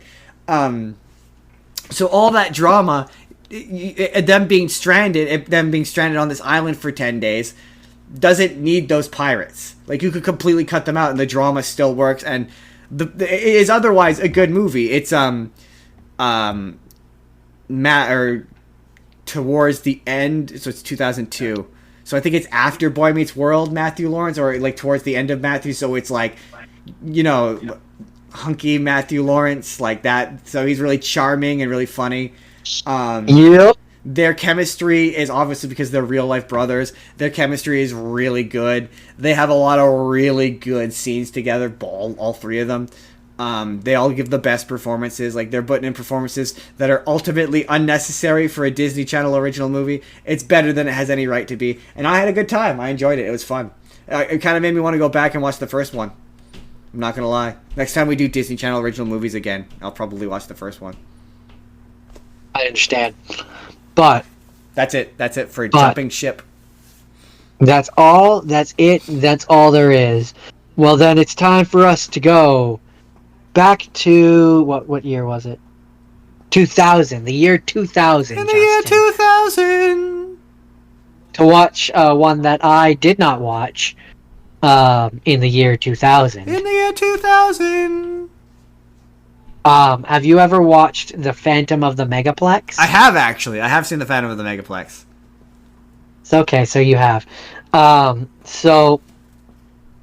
I didn't have friends. I've seen a lot of these. Then you know that the famous person from this one is Mickey Rooney. No. I mean, I did. It's been a while since I've watched this movie, but I have seen it. Because it's basically just Phantom of the Opera. It's loosely based on Phantom of the Opera, but yes, it is largely just Phantom of the Opera. I feel like I was going to say, if you hadn't seen this one, you of all people kind of need to, considering you worked at the theater. I mean, yeah. But Cold Notes version, our hero, Eat Riley, 17-year-old assistant manager at the theater. It's a 24-theater multiplex. And there's supposed to be some sort of when people film premiere when people come to watch a movie in a big event. Yeah, you know the thing, the word that I'm looking for. You know the thing. Premiere, so they have to make sure that the night goes well, and they're waiting until it's like basically going to be like the last screening of the night, and they've got the owner, Mr.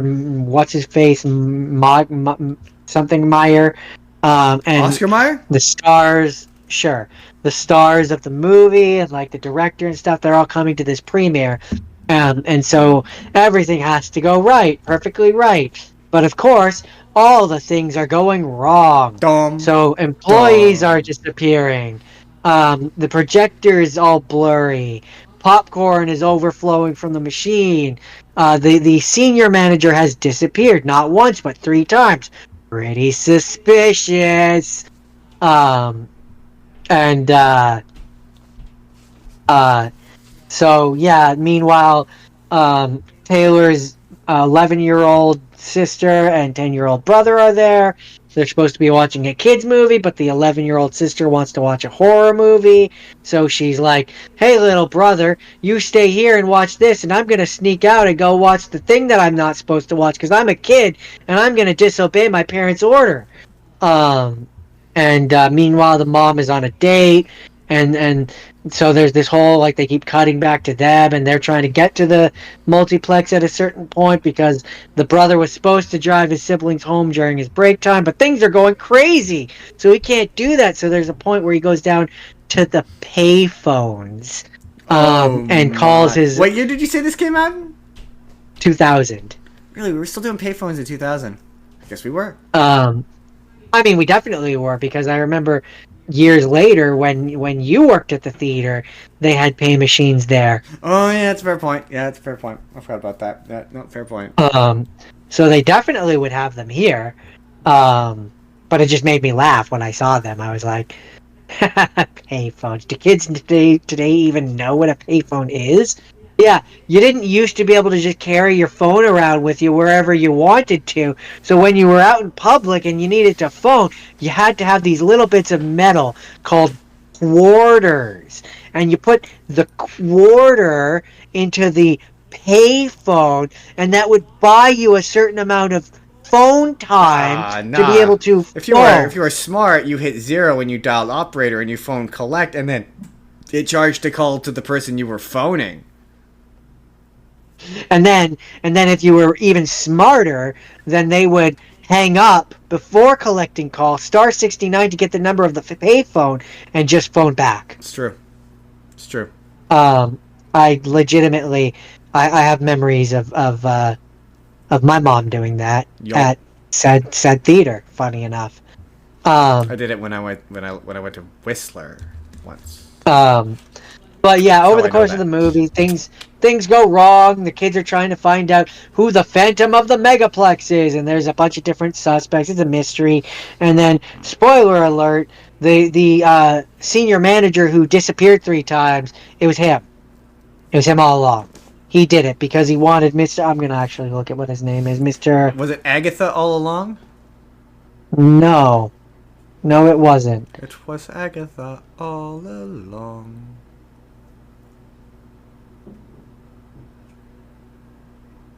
I can't find it. It was Agatha all along. Anyways, been messing up every... Niedermeyer. That was it. Niedermeyer. The guy wanted... The senior manager wanted Niedermeyer to notice him because Niedermeyer was going to make some other guy the regional manager. Our person wasn't happy about that. And yeah, it's fine.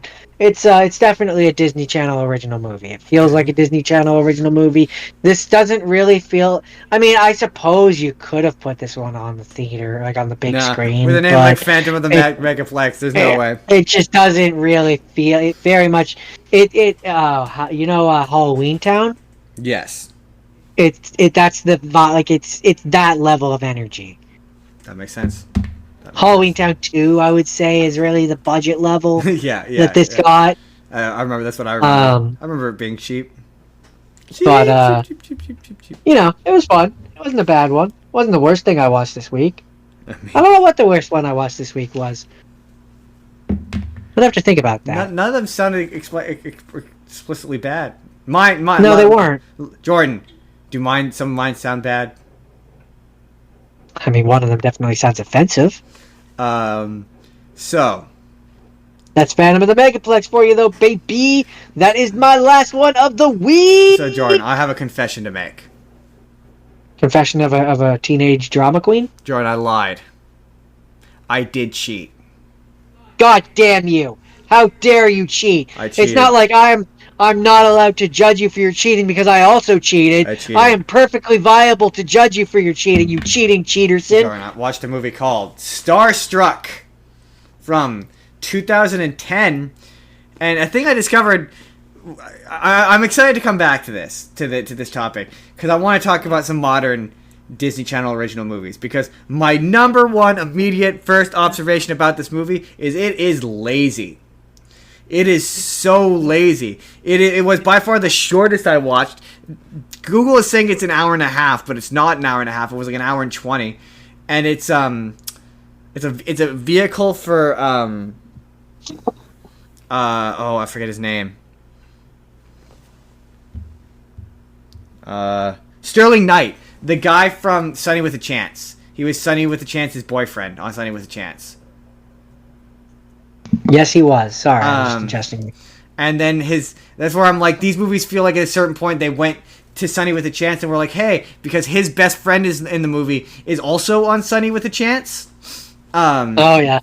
And the plot of this is he is a rock star who is trying to get a deal with a producer to be in a movie, and he accidentally bumps this girl's head, and he's trying to hide from the paparazzi, who are like this omnipresent, omniscient group of people in black vans, like tinted black vans, that just know where he is instantly at all times and will just show up.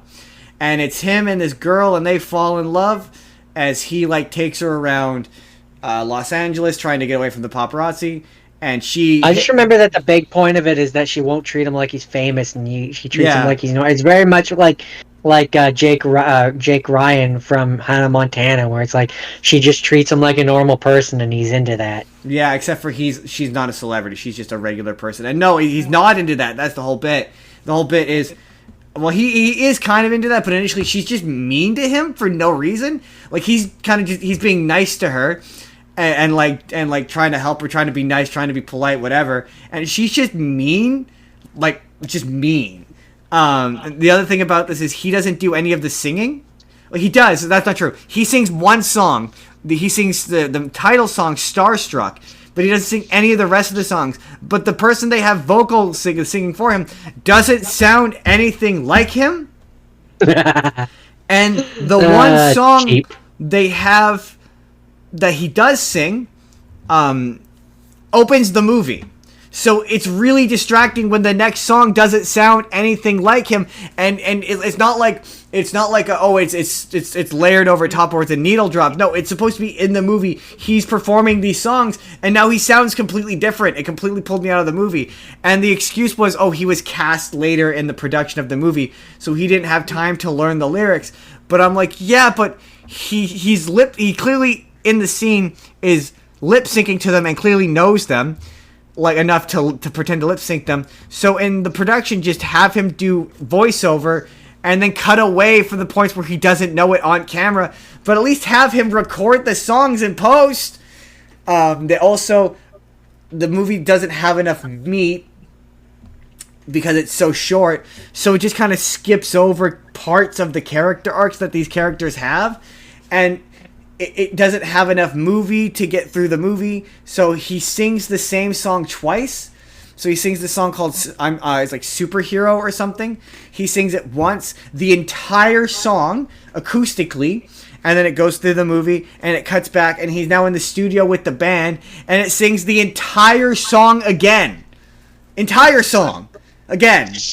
And I'm like, oh, and by that point, it's just one of those things where it's like a lot of his choices are illogical and just happen because the plot needs them to. And the performance, it's just, again, lazy. It feels lazy. This is what Disney Channel movies, like, in my memory, are. Like, half-assed. We got these guys to agree to do it a day on the set of their show. And, like, we filmed in 3 locations on a dime store budget. That's where I say I think the ones that you're thinking of, because I do remember that for a lot of them, but those kind of come post 2005. That's what like I'm thinking. Hatch and Pete, like Dad Napped, like those are all just we've borrowed Mitchell Musso or Emily Osment and used them for a day kind of thing. Like that they're in they're in this movie so that when they run the commercial for it, they can be like starring Mitchell Musso, Emily Osment. Like that's my and so many of these. This was that. This was like randomly the best friend because the actor who plays him was a rapper. Raps, and so the movie just randomly ends with him doing a rap and the characters kind of look over their shoulder confused, and then it cuts to credits, and over the credits is him performing this rap to a confused audience who didn't know that he could rap. Yeah, that's one thing that I definitely noticed. Weird. I definitely noticed watching some of these older ones is there's definitely a point where like the nature of what a DCOM is shifts. Yes, absolutely. It changes. In the early 2090s, these had a desire like as much as I shit on the True Confessions or the Double Team, that's at least feeling like it's trying to be a movie. They definitely, the earlier ones, they really want, I maintain Hallmark. They really want you to think of Hallmark. Yeah, absolutely. TV movie of the week. This is the movie of the week. Yeah, I know exactly. Yeah. What you mean. Yeah, exactly. Yeah. That's just what they feel like they're going for. And then later on, I say 2005, 2006 is kind of the shifting point. High School Musical is kind of the point of, like, these are shameless. Around there, yeah. That's when it becomes what you're describing. Yeah, so if we come back, agree. if we come back and do this again, that's what we will be saying about those later movies. Those, when we come back to do that, that's probably, we'll ask Haley to come stop by, talk about some of these, because I feel at that point she will remember them or have seen some of them. Maybe we'll do another. What are your favorite DCOMs, Haley? Yeah. What are your favorite? And then we'll come back. We can come back to it. Because, I want to do post 2005. Because, my memory of what these are is different. Because, that was when I was 13, 14, 15. And I was like, these are when they start to feel lazy. Anyway. Yeah. Anyway, that's the end of the show. So I guess, I got to think of something for next week. I'm thinking maybe another pick a director. Whoa, that was weird. Anyways, next week we're gonna be doing some real science fiction-y bullshit. So you can check us out on all the socials. There's itsjustinbusiness.com. If we were in an alternate universe, that's what it would be. There's TikTok, Spur the Moment, P. There's if you want to hit us up, there's Discord. There's I'm one of us does Twitch. I do Minecraft Monday, Zethgore 187 every Monday. Zethgore. I may sound different on those weeks, but that's me. It's me. It's definitely me, and no one else. And thanks again for this week's sponsor, whatever it was. Probably Audible. Probably it might be Audible. It might be something else. It might be Audible. And did I miss anything? We have the TikTok. We have the Discord. Oh, we have the Patreon. If you want to give us money for coffee, which is that's a thing. It'll be in the link in the description below. I'm sure the gods will make sure that happens. And goodbye, everybody. See you next week.